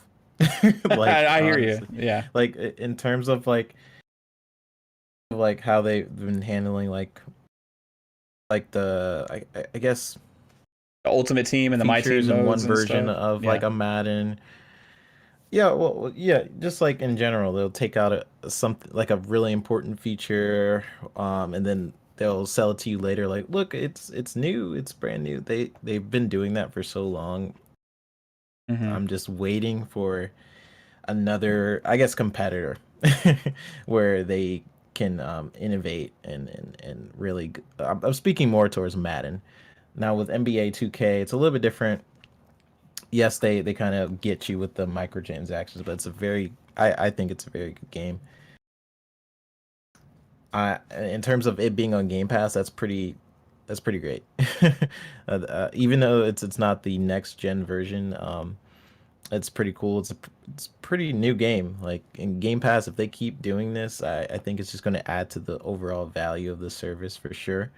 I refuse to buy any NBA 2K game for $70, so I will wait for that price to go down. I do want to experience it now that they are moving their games towards next gen a little bit more. like, 60 frames 4K, so it's sharper, and we were talking to Dealer about it that one time, and he seems to really like it. So I definitely do want to check it out. But a weird relationship with sports games, them, but at the same time, I'm just like, I'm tired of the things I want being like taken and then later put in another game and then taken, and they just continuously doing that rather than improve on what's already there and just so I like sports games for sure. If you challenge me in like Madden, I will probably destroy you, Mav. But for Oh. now, Oh, hey now, Wow. We need to get this going on a stream, dude. guys. Wow. Hey, just to let you know, like I've never not bought in a Madden game, and I've played probably more Madden than any other game franchise ever. So I'm just letting that out there before you actually follow through with this challenge. Would you like to reconsider? no, I'm ready. Okay, now No, I'm I'm scared. No, you probably destroyed me. I haven't played Madden since like 05 or something. It's been a while. That was been quite 05. some That was like the Donovan McNabb cover back in 05. Yeah, that was a long like time ago. original Xbox. Yeah, that was a while. So you might destroy me. I'm just talking trash. Yeah. Hey, no, it would be fun. I this year I didn't play much at all because Ultimate Team pisses me off. Like Ultimate Team, my team, all of those modes that just like are built to just rack in money, and that's the whole purpose of them being designed. And it's kind of like a pay to win situation in a way. That's kind of steered me away from sports games. As honestly, if my getting into gaming, like primarily I was a sports gamer, but I played all the other genres as well, right?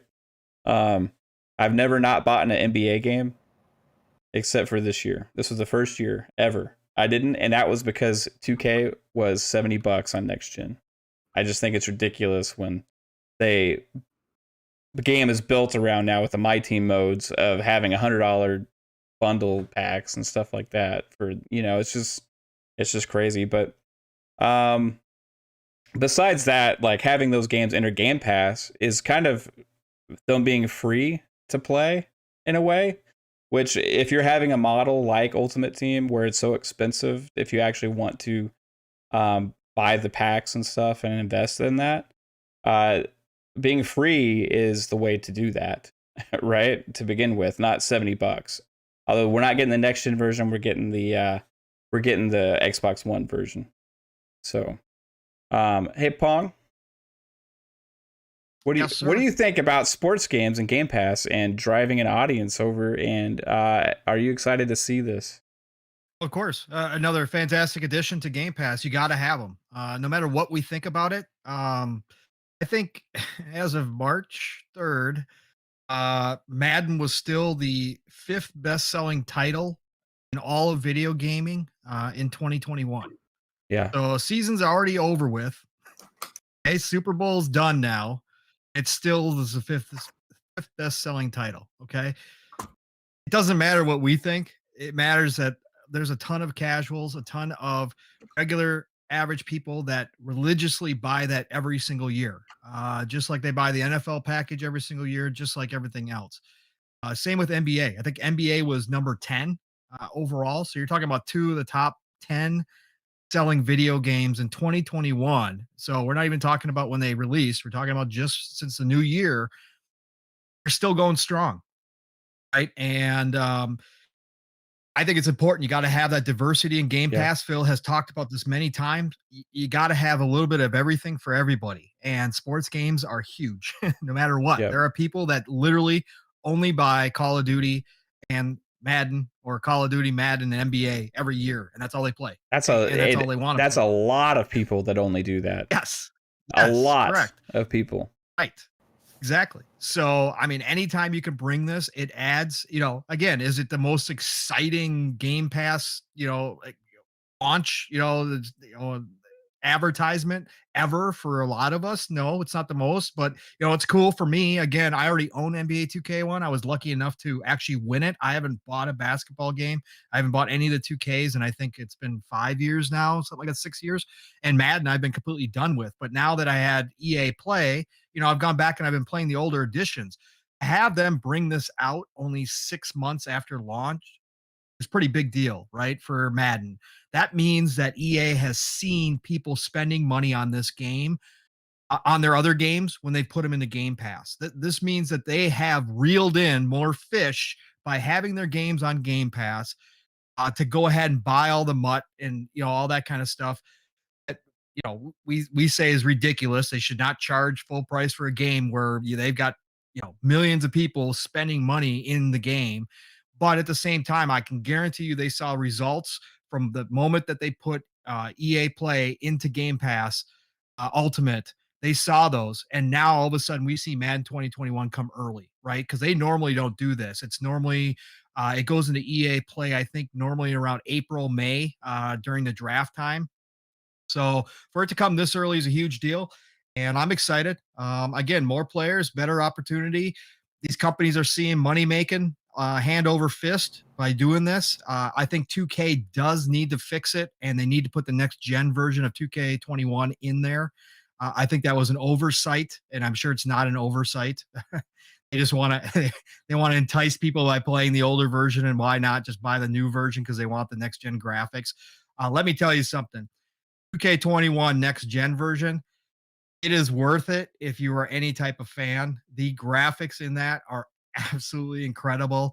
I've posted screenshots. I've got another batch of screenshots that I'm going to post out on Twitter. In game, the player models. My wife came down and she looked at it and she said, if I didn't know better, I would have just said you're watching a game right now. So it's that good. They did upgrade a lot of the mechanics. It runs beautifully. There are some people that have problems shutting down their consoles and stuff on Series consoles, on Series X, I should say. Series S doesn't seem to have the problem. But 3-Bit brought up Dealer. Dealer absolutely loves this game. I've played with him a bunch of times, but his console does shut down on him while playing. And it's a known issue that a lot of people have. I personally have not experienced it, and I played a ton of it. So it seems random. It seems one of those random bugs. But overall, to get back to it, have sports games come in to Game Pass, huge deal, exciting. And to have Football Manager, we in America look at Football Manager and are like, what? I downloaded it just to check it out, Europe. Right? Yeah, it's huge in Europe. That's a huge get. Like, Football Manager had gone away, and it was like, I think Football Manager last time it was on Xbox was 360 days, I want to say. I think maybe it made the first Xbox One, like the initial year. I can't remember, but it was a huge blow. Like, there was a bunch of hardcore, Microsoft fans in Europe that were like, why did you guys remove this? And Microsoft sent out the dev kits to the developers this time and said, hey, we'd love to have Football Manager back. And there was an interview with the developers because a bunch of the PlayStation people over in Europe were like, why is it not coming to PlayStation 5? And the developer said, because Sony didn't send us the kits. They just didn't ask us. So it's a big win for Microsoft over there as well to have this on Game Pass. Excited. And it's great. Yeah. I kind of anticipated the EA games. I anticipated Madden. I anticipated NHL, right? And FIFA will be in there, because they were coming out to EA Play eventually anyway, and EA Play is part of Game Pass now. So that was a foregone conclusion for me. But what I didn't expect was 2K21 to hit right now, and I didn't expect Football Manager. And you know why? And all together. Yeah. You know why 2K did it, right? They know, again, these companies know, they've seen the success EA's had since going to EA Play and bringing it in. Mm-hmm. And again, with my team being in 2K21, 2K saw the money. I mean, they knew putting it into Game Pass would drive people not only to buy the next gen version, which they're still trying to sell for full price. It's on sale right now, but it's still up there. I mean, it's like $70 or whatever for the Mamba edition. But again, they saw the money that EA's making. They know. And that's exciting.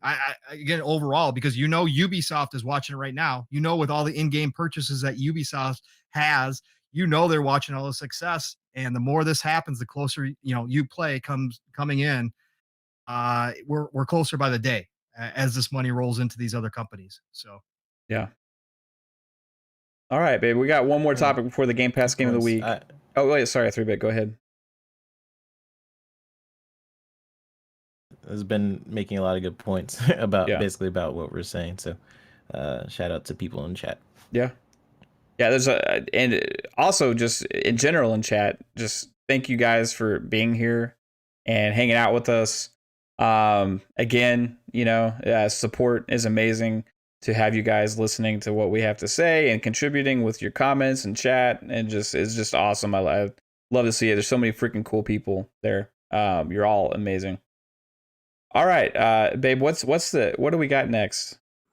Next, we have Xbox Dev Tools.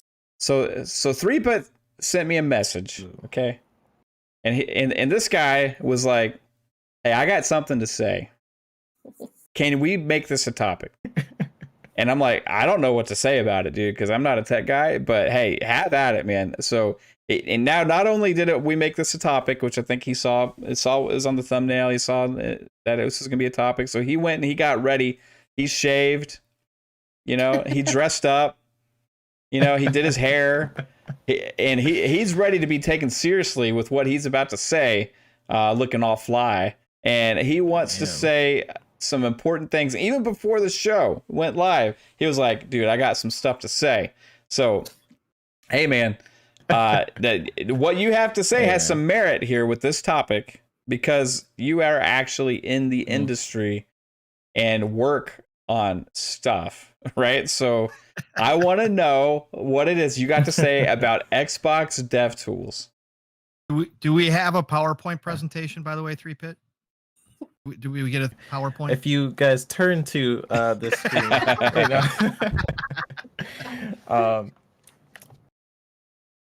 have a lot to say on it just because I see so much different opinions on it online. So I guess my biggest gripe with the whole dev tools situation is sort of the fake concern that turns into this sort of quietness once like facts are confirmed. And the fact of the matter is, and I've said this on multiple occasions and like in my videos and in different podcasts, for one, start it off from the beginning, right? So for one, the SSDs in the PS5 is very impressive.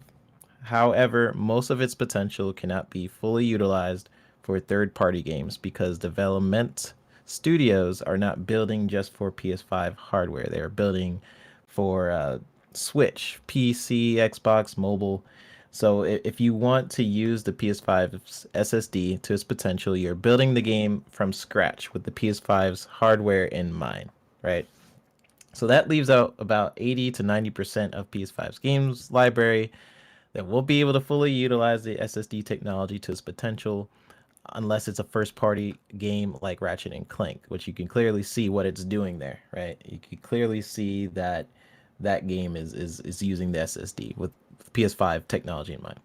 Now, that's where you could really see the technology breakthrough and have extremely fast loading times. Not to say there won't be advantages with the SSD, but in a lot of cases, in terms of load times, it'll be comparable to the Series X because of that. And because of the Series X's power advantages, ability with no overclocking and all of that different stuff, you might even see the Series X beat the PS5, despite the PS5 having the faster clock speeds. Now, my first nerd rant, right? That leads into something else. So adding to that, fans online for some reason still equate the SSD technology with graphics.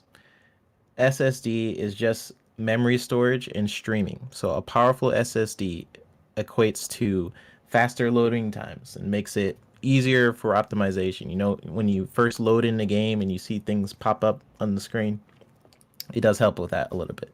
Now, somehow the whole SSD talk made gamers think that the PS5 is more powerful than the Series X because of its SSD. And here's where people are getting confused and clinging to misinformation. For one, the Series X is 15 to maybe 20% more powerful than the PS5. So let's use that for a second. as features in the RDNA 2, so any hindrance in performance in the future will be mitigated, especially with VRR. If your frame rate drops from 60 frames to like 57 or 56, you most likely won't see it as much due to those RDNA 2 features that is in the Series X. And those features are not currently available on the PS5. They said they will put it in an update sometime in the future. So we have the fact that the Series X is more powerful. We have the fact that RDNA 2 will help mitigate performance issues. Now, for the topic of this whole shenanigans, we see the PS5 having more stable frame rates than the Series X in a lot of videos from Digital Foundry. That a lot of people are ignoring the VRR features where we can't even see the frame rate drops. But I would even say go so far to say Digital Foundry seems to sometimes downplay or just straight up ignore the fact PS5 is in some of these games are running at way lower resolutions comparatively in games like Outriders, right? Where that game is running, forgot the resolution, but way lower than the Series X, which is native, right? So now we have gamers where the PS5 is running better. The PS5 isn't a powerful machine, but in games where it's running better right now, it is up to the developers to take advantage of the hardware given on the Series X. It's not because the PS5 is more powerful. It's not because the Series X is weaker. I know they will not take advantage of the hardware and the software in the Series X for some time. It is not because the PS5 is more powerful. It is because the PS5 kits not only were given extremely early to developers, were given to PlayStation developers are pretty much the same as the PlayStation 4. So the learning curve for developing games on the PS5 is very slim.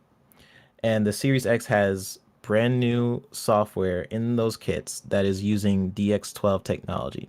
So when you hear a developer like Remedy, 4K 30 in control is all they could do, and it's not powerful enough, this is all we can do, that is not true at all. And it really came off to me, some people I work with, as a really lazy port, even though it's a great game, fantastic. That's not true at all, especially when you really look at what's in both of these consoles.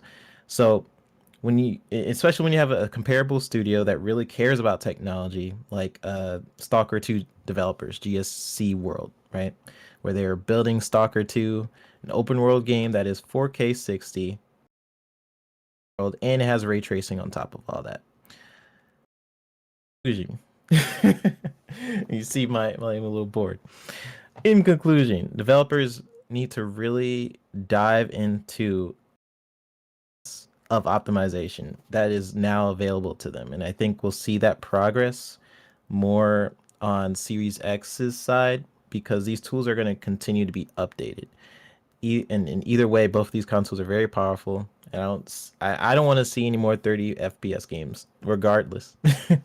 But the reason why I wanted to say all that is just because people are going to start seeing a shift in PS5 games and Series X games. These tools, the dev kits, not only were they given to players way early, it's very similar to PS4, so they could just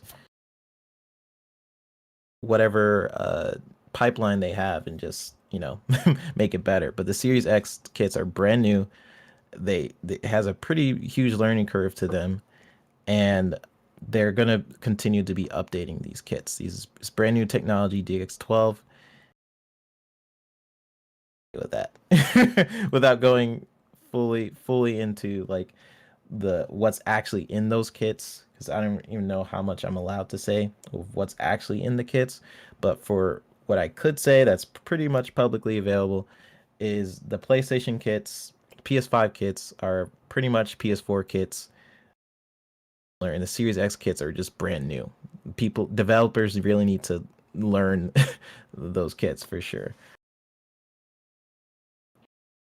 Probably see PS5 win some matches, and you'll see Series X win some matches until the developers really fully utilize it.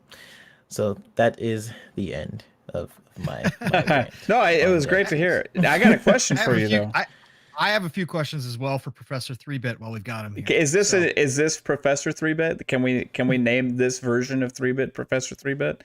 I think once a month maybe we should Professor have 3-Bit. once a month maybe we'll have a Professor 3-Bit segment on Xbox Ultimate and just let Like him talk about whatever he wants. Okay? Because I think he has this release that he needs. He needs this like this nerdy release of geeky tech stuff that we gotta let him get out of his system. So I got a question here, 3-Bit. How long does it take for a dev to get used to the new technologies in a dev kit to be able to take full advantage of it?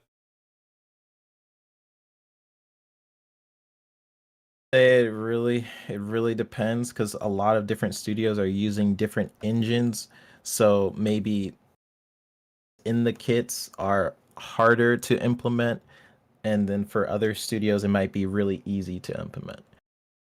A studio's using a custom engine, like a lot of Sony custom based engines, right? They're not using Unreal. So for them, it might either be easier because of that. They could just like, oh, we know how to custom do everything.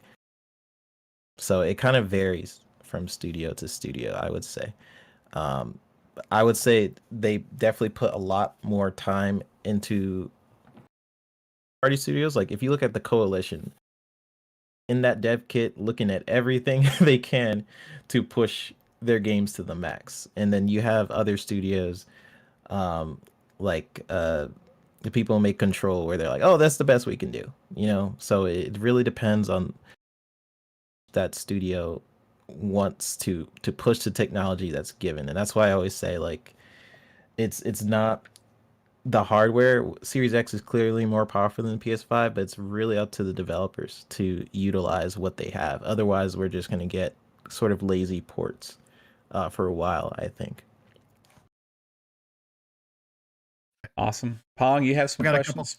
Yeah, I got a couple questions. So 3-Bit, is it true or false outside of first party studios? Okay, so third party developers, most of them begin development on the PC, right? Not the console. Yeah. Okay. So so when we see, like, Capcom just came out and said that Resident Evil is going to use the AMD DX12 like ray tracing, right? They just came out and confirmed that they're going to support that. So when you're talking about this stuff, when it comes to development, right? Since RDNA 2 just got out into the wild, right? Pretty much. I mean, AMD just got their new cards and everything out there. So now that these developers are going to start using this, because they start on PC, now that they have it, and they're going to start implementing it, right? So when we see that happen, that's going to directly translate into what we see on the Series X, correct? And the Series S, because they're using that technology. Pretty much, yeah. Okay, so that's where we'll start to see the difference, because the tools are going to mature, right? And they're going to be updated now that the developers have the hands-on with them, and they actually are going to be implementing that new stuff into the games on the PC first. It'll be easy for them to translate that right to the series consoles. Especially because the consoles that we're having right now is the closest it's ever been to like a high-end PC. This is the closest we've ever been. And the reason why I always say consoles are scalable, and it's very much we had all those people basically complaining that be holding back other things. Not really, because the Series X is pretty much a PC. It's very much a x86 architecture for the most part, and it's scalable in its design, like its design philosophy alone, like the Series X and the Series S. is built with like multiple platforms in mind. It is ready, like has xCloud, you have your mobile devices, right? You have your PC. In its design philosophy, it's made to go to multiple consoles. You know, it actually makes things a lot easier for them in the long run, I would think. But yeah. Right on. Cool. Hey, Clownz, do you have anything to add to this, man? Like, what do you Professor 3-Bit went on his rant. And he made some very valid points. Do you got anything to add, or do you want to ask him any questions? You know what? My mind is blown from what he said on this tech stuff because I mean, I honestly I don't know a lot about the dev kits and we'll go into them. So it kind of like I just listen, but I draw blanks because I don't fully understand it all, if that makes sense. Yeah. Yeah, I hear the terms all the time. I get the basic concepts of it. But when you start to dive deep into things and the differences and stuff, like only thing I have to grasp on is a little bit of common sense that I have. And basically, from what I gather, is that, hey, the Series X is a little bit, has more potential that's not utilized right now yet. Whereas the other platform has more of a capped potential on multi-platform games, whereas the PS5's advantage on first-party games is going to be the SSD. But with velocity architecture, also with Xbox, maybe that is third-party able to take advantage of velocity architecture? That's a question I have, or is that just Microsoft first-party? Yeah, I mean, they definitely can. I would say right now, a lot of developers, the most popular system, and that's always been the case. So they're probably building for certain studios built for PS5 first. Then Yeah. they'll probably build for Series X. Like Call of Duty. And, sometimes PC jumps to the top, depending on the studio, right? But Mhm. they're I would say like Ubisoft is very much consoles and then PC. So I would say PS5 they develop for first, then Series X, then they start messing with, okay, what does PS5 have and what does Series X have? How can we make it better? So I would say it kind of happens like that. So games with velocity architecture, I would say you'll probably see it more so with first party first. Right. And over time you'll see other development studios take advantage of everything. So. Right. But there's nothing Sony can do about the power gap. Right. I mean, can they overclock it more or anything like that? I don't know. I mean, they're running into heat issues, right? So like that. It's bad. It's bad. Like the PS5 is very powerful for sure. Like yeah, you're already seeing neck and neck comparisons. My thing is like later is when you're gonna start to see the differences because it's already overclocked. It's already. You could kind of tell they were rushing. Like, oh, I didn't know Series X was gonna have 12 teraflops of power. Let me put all these fans in it, and so when you actually look at the console, it's like huge. It's not compact. But where they have a pretty big, I guess, advantage is the fact that yes, it does feel put together, but at the same time, since the kit is very similar to the PS4, all these studios they don't have to figure out a lot. They're just like, oh, it's like this. It's like the PS4. So yeah, go ahead, Clownz. Oh, I do have a question when you're done, Mev. Yeah, go ahead. Right, so I was actually talking to PK, right? And one thing he brought up to my attention, and apparently it's true, is that Microsoft is going to go ahead and open source the DirectX architecture so that Linux can use it, right? And we know that Sony's system is is based off Sony OS or PlayStation OS is based off like a Linux distribution. or you, I'm sorry, or Unix. I can't remember which one, but it's one of those two. So with DirectX being open source, do you think that we'll see in the future, maybe not in this current console of PlayStation 5, but a possible mid-gen refresh where Sony tries to implement some of that DirectX architecture? Do you think that's going to be a possibility? That's a good question. I think personally I would, because I do think there's going to definitely be a mid-gen refresh for the PS5. I think in certain ways, if market towards the PlayStation right now is too very much towards the casual market, and it's very hard to put in memory. So I think what they probably want to do is make it certain things easier for people. Now, in terms of like DirectX 12, I don't know. I that's oh whether or not they would want to start implementing RDNA 2 features, or if they're just gonna off of what that's already in there. That's a good question, because if they do decide to do a huge refresh for a PS5 Pro, you kind of have to think about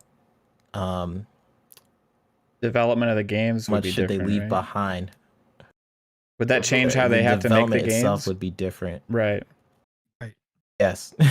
So Because a lot of you a kind lot of of the think about, PS5 like, is a lot of the would they do that? PS5 is custom, right? So they did a lot of custom stuff versus, they have custom ideas that are similar to what's DX12 or RDNA 2. They have custom things in there that they develop themselves, which all the developers are now used to working with because it's similar to PS4. And if they go to like DX12, that would kind of screw up all the development, right?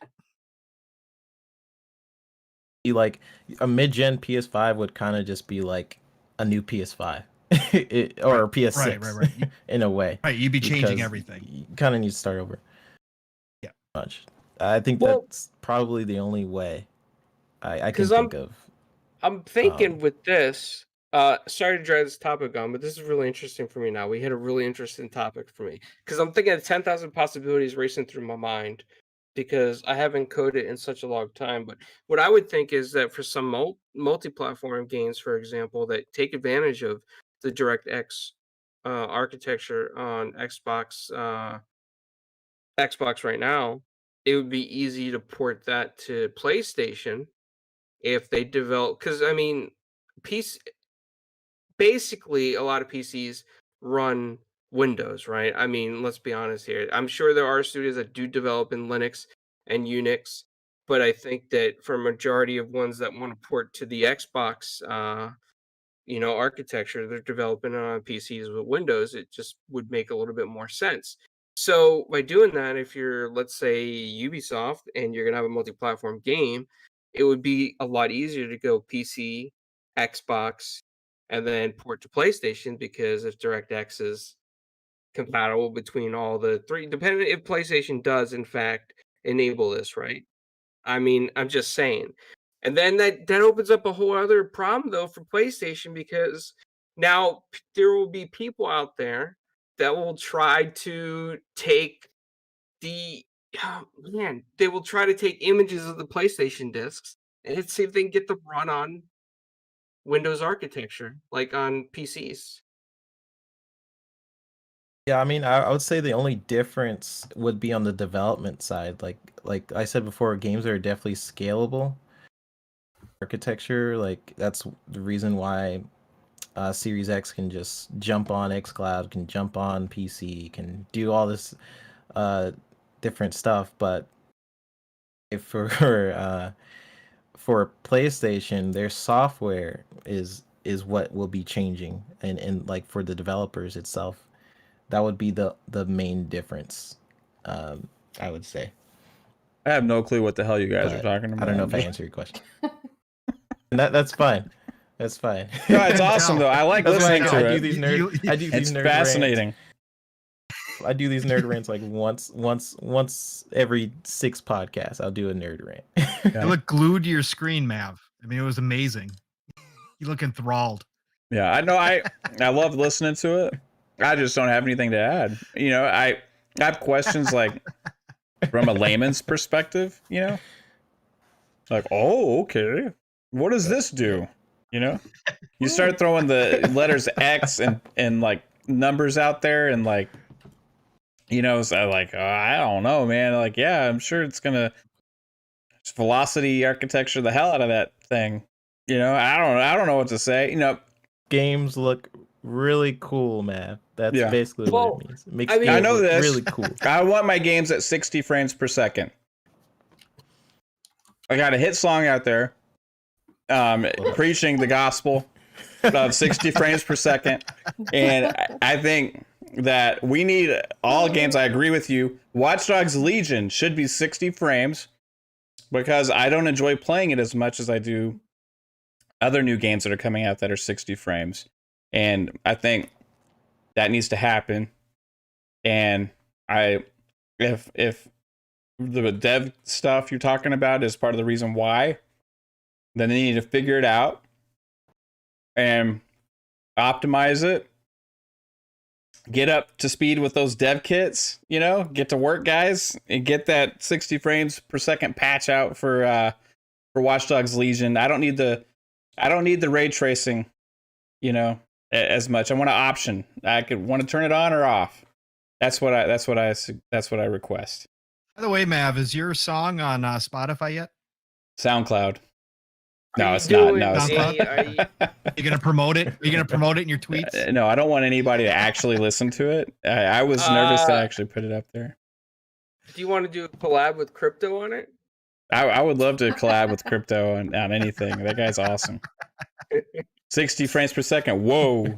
Yeah. Yeah, We could get like a remix. We could just get a remix version. Yeah. That'd be sweet. Yeah, so Mav, you know, if Let's you do have it. that track, maybe we can mix it up with Crypto's Woo and send it to him and see if he likes it. Yeah. 60 frames per second. Whoa. Yeah. So that the track it was one of the free YouTube ones. But you know, I added my own lyrics to it.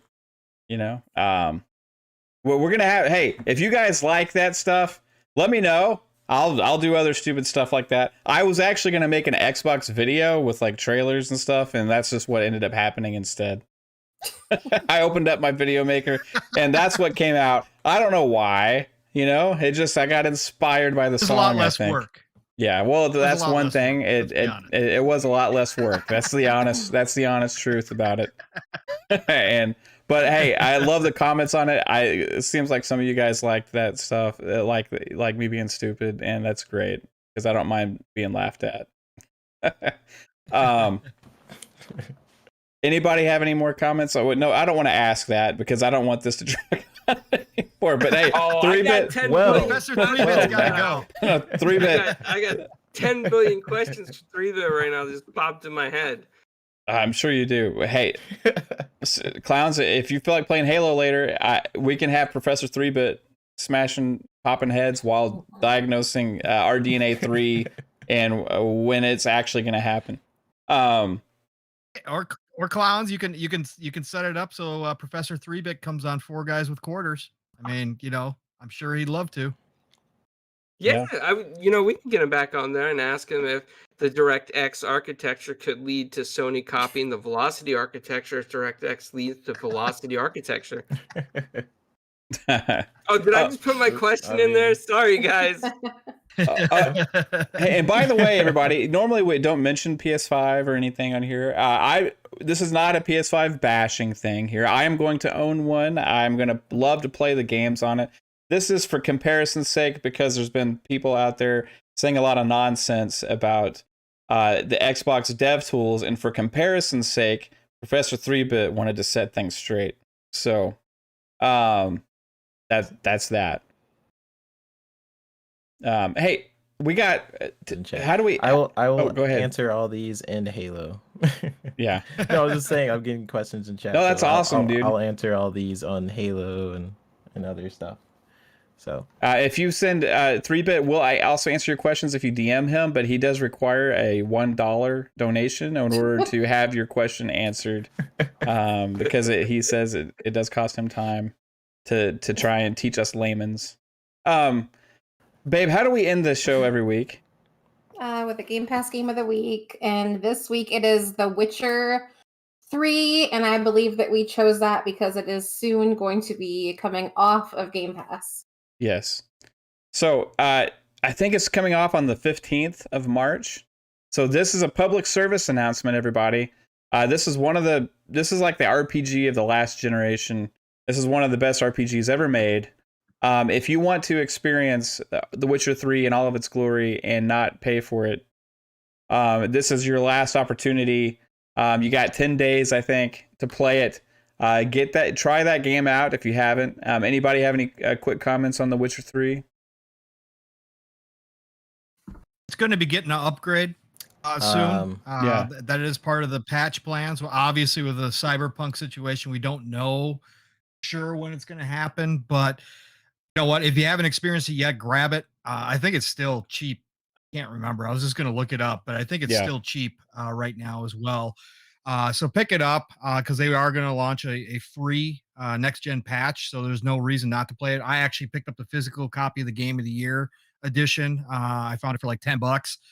Just waiting for that new patch because I haven't completed it yet. So I'm going to dive back in. So It's a good game, and I think that's a wise choice for the Game Pass topic here, because The Witcher 3 was a fantastic RPG, and I think it really shined the light on what CD Projekt Red is capable of doing in the right ways. Yeah. And it's something that they fixed throughout time, and they kept adding stuff to, and it's just, I mean, it's fun, it's long, it's humorous, it's ridiculous. So I mean, yeah, good game, good game. Yeah. And to answer Hertog Vin's, Why 3-bit smiling like he knows something? What does he know? sorry, I'm sorry. No, I was cracking up at Avish. Like Avish's comment, like for some reason got me. He said, a good "If a joke. terror flops, does anyone pick it up?" Oh, yeah. For some reason that really got me. I don't know why. Yeah, it's a good joke. humor. Yeah, humor. It is. Sorry, Clownz, what are you saying? oh, that's all right. I know, I like that joke. We could rock with that. No, but I just, Witcher 3 was a fantastic title, and it is pretty cheap, I believe, at this point in the stage. You can get it almost on anywhere cheap. If you haven't played it yet, you need to play it. If you love RPGs and you like Skyrim, Witcher 3 is going to fill that void for you, and you are just going to love that game, and you're never going to want to stop playing it. And if you do stop playing it and you try to go back to play the DLC, you're going to have to start it all over again because you're going to forget the controls. So don't do that, because I did that, and I'm stuck in the DLC now because I forgot the controls. So just some wise advice there, because it's a great game. Yeah, and the patch, we had some questions. The patch is going to be free. It's getting the Series X enhancements. So CD Projekt Red isn't all bad. Everybody. Hey, 3-bit. You got any comments on Witcher 3? Quick.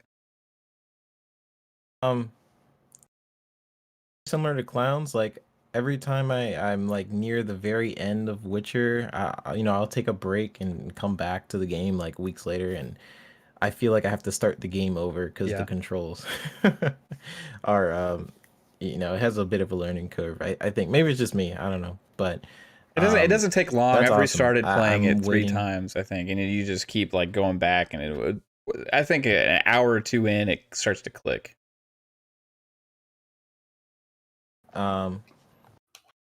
To go back to The Witcher for the next gen patch, I kind of want to go back and try it when the next gen patch comes out. I don't know when it's going to come out because CD Projekt Red's priorities right now are probably not The Witcher. Yeah, they're dealing with a lot right now. But I hope to see it soon so I could go back and experience that game. It has amazing stories. The side quests feel like main missions, which I can't say for a lot of games. where the side missions are just like just as cool as the main missions, I would say. Yeah. Yeah, great Game Pass get for sure. All right. Well, I think that's gonna do it. Also, hey guys, check out the Witcher Netflix series. It's awesome. Speaking of that, but that's gonna do it for this week. I want to thank everybody in the chat for hanging out. We had a lot of awesome people here again. And we're gonna be playing Halo after. You know, if anybody wants to stop by and hang out and play some Halo. And that's going to be an open party. I got to go run out and get my daughter a new headset because she broke her Turtle Beaches just a little while ago. And I have to run out and get her one. Otherwise, I'll feel like selfish for being able to play and her not. So I will run out and do that real quick. And I'm going to be back with Halo. I hope everybody had fun out there talking about all these awesome Xbox topics. And just for our outros, real quick, Clownz, where can everybody find you, sir? 4 guys with quarters. Yeah, that was really quick. I can real quick. We have a special interview coming up with Jimmy Palmiotti, who's in the comic book industry, and another special guest on that show as well, and another special guest on that show as well. And then after that, we're gonna have the voice of Pan Am on 4 Guys with Quarters, and we're also gonna have an interview with the guy who did Moving Out, SMG Studios. He's gonna come on for an interview, and I had someone else and I forgot. But yes, those are the interviews coming up. Awesome. And 3-Bit helped secure one of those special guests there. Oh, yes, he did. So shout out to you, man, for that. Now, also, by the way, thanks, Clownz, for coming on. And again, I want to make sure I don't forget this. GoFundMe is still in the description for ILP, his family. So if anybody is just diving in here, that was a very sad thing that happened this past week. The community lost a great person, and there's a GoFundMe for his family, so check that out. Now, 3-Bit, where can everybody find you except for geeking out on tech? You guys could find 3-Bit on Twitter. It's the Video Games HD or the VGHD. On YouTube, it's the Video Games HD, and I podcast here every Friday. I podcast every Thursday on Boom Show. I've been seeing Pong on there a lot more, so that's cool. I hope he's on there again next Thursday. On 4 Guys with Quarters? I don't know. Well, I guess 4 Guys with Quarters. I think that's the 11th show. On the 11th. And we will... Yeah, it's 11th, right? Mm-hmm. Yep. The Halo tournament. That's tomorrow. That's at 12 o'clock. So thank you guys for coming. The chat has been awesome. Clownz, thanks so much for coming. Check out the GoFundMe. That was such a good stream, and if you guys can find the stream too, go check that out. It was an amazing stream. A lot of great people in the community dropped by, and it definitely teared me up a little bit, hearing everybody's stories and how much one person can mean to a whole community. That's not just people just playing. It's a little bit more than that. So definitely go check it out, and go support the GoFundMe and help out Sig. So that's what I got to say. Awesome, man. And Pong Soul, my man, my brother, my second wife. Oh my gosh. where are we gonna see you at, man? Well, you're gonna see me here. First of all, great show again, guys. Xbox Ultimate every Friday night. This is the place to be. I know everybody's got things to do, but man, we are an easy listen. I know I'm biased because I'm on this show, but man, this is a good time. This is a relaxed show. And I love it. Clownz, thank you so much for coming out, buddy. I always love being on panels with you, man. Always a great time. Yeah, I think we And need to just have love hearing what you have to Pong say. Soul on for guys sometime soon. Clowns. Yes, I agree. And That's been rumored for a while. I don't know who released that information or where that was said, but that has been rumored. So we'll have to see if that comes to fruition. But otherwise, you know what? You can find me on this show and then Saturday nights on the Shop Podcast with PTK Blam, Fuzzy Belvedere, Centurion, and of course Stagorilla. And that is 8 p.m. Eastern Standard Time on Saturday nights. It's a short show, guys. I know Saturday nights can be busy for everybody, but really we run a little bit over an hour and that's it. And it's quick and it's fun and it's a good time. And this week we've got Everborn Saga on again, and he is fantastic. So come on by tomorrow night and check us out. Otherwise, you never know when I'm going to show up. Like 3-Bit said, man, Boom's got me coming off the bench quite frequently lately. So, you know, when anybody cancels out on him, I seem to be asked. So you never know where you'll find me. Otherwise, Pong Soul everywhere, Twitter, Xbox.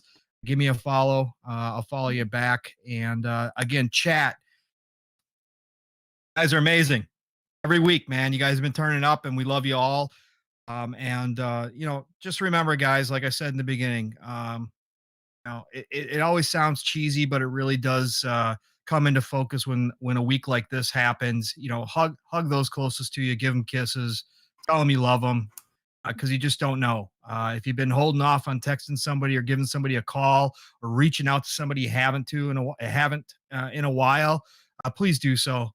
Please do so. You just never know who you're going to touch out there and make a day better, or, you know, at least get to say something to somebody one final time, because you just don't know. So love you all. Thanks again for showing up, and can't wait till next Friday night, guys. It's a week away, and it already feels like too long.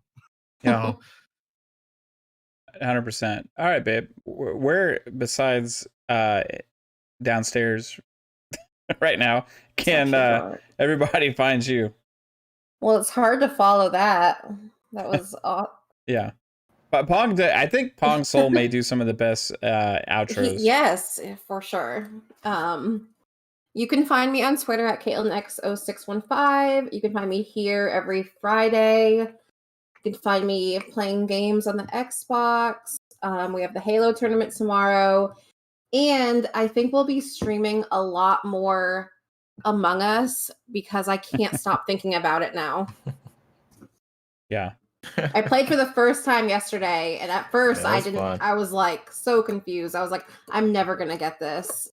But then as the game went on, I was like, this is so fun. Yeah, check that out. We streamed that yesterday. 3-Bit introduced us to it.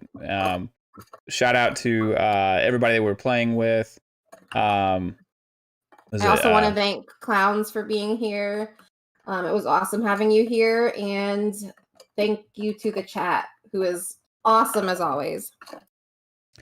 Absolutely. All right. So, guys, you can find me here on Xbox Ultimate. Also, hey, Sundays, guys, check out Fun Pop Podcast, 3 p.m. Eastern here on the Fun Speculation YouTube channel, where we get to see 3-Bit's other side. It's not Professor 3-Bit. This is comic book 3-Bit.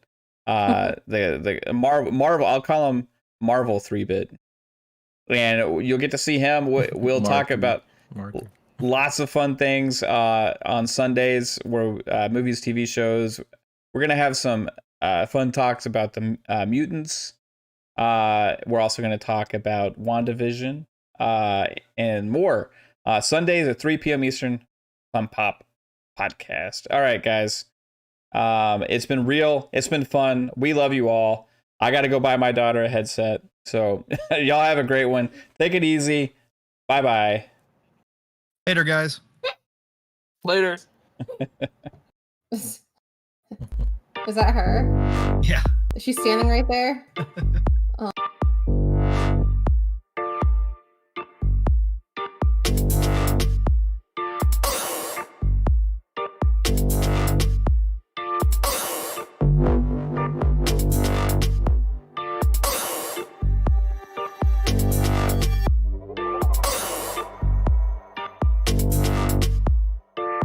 Bye.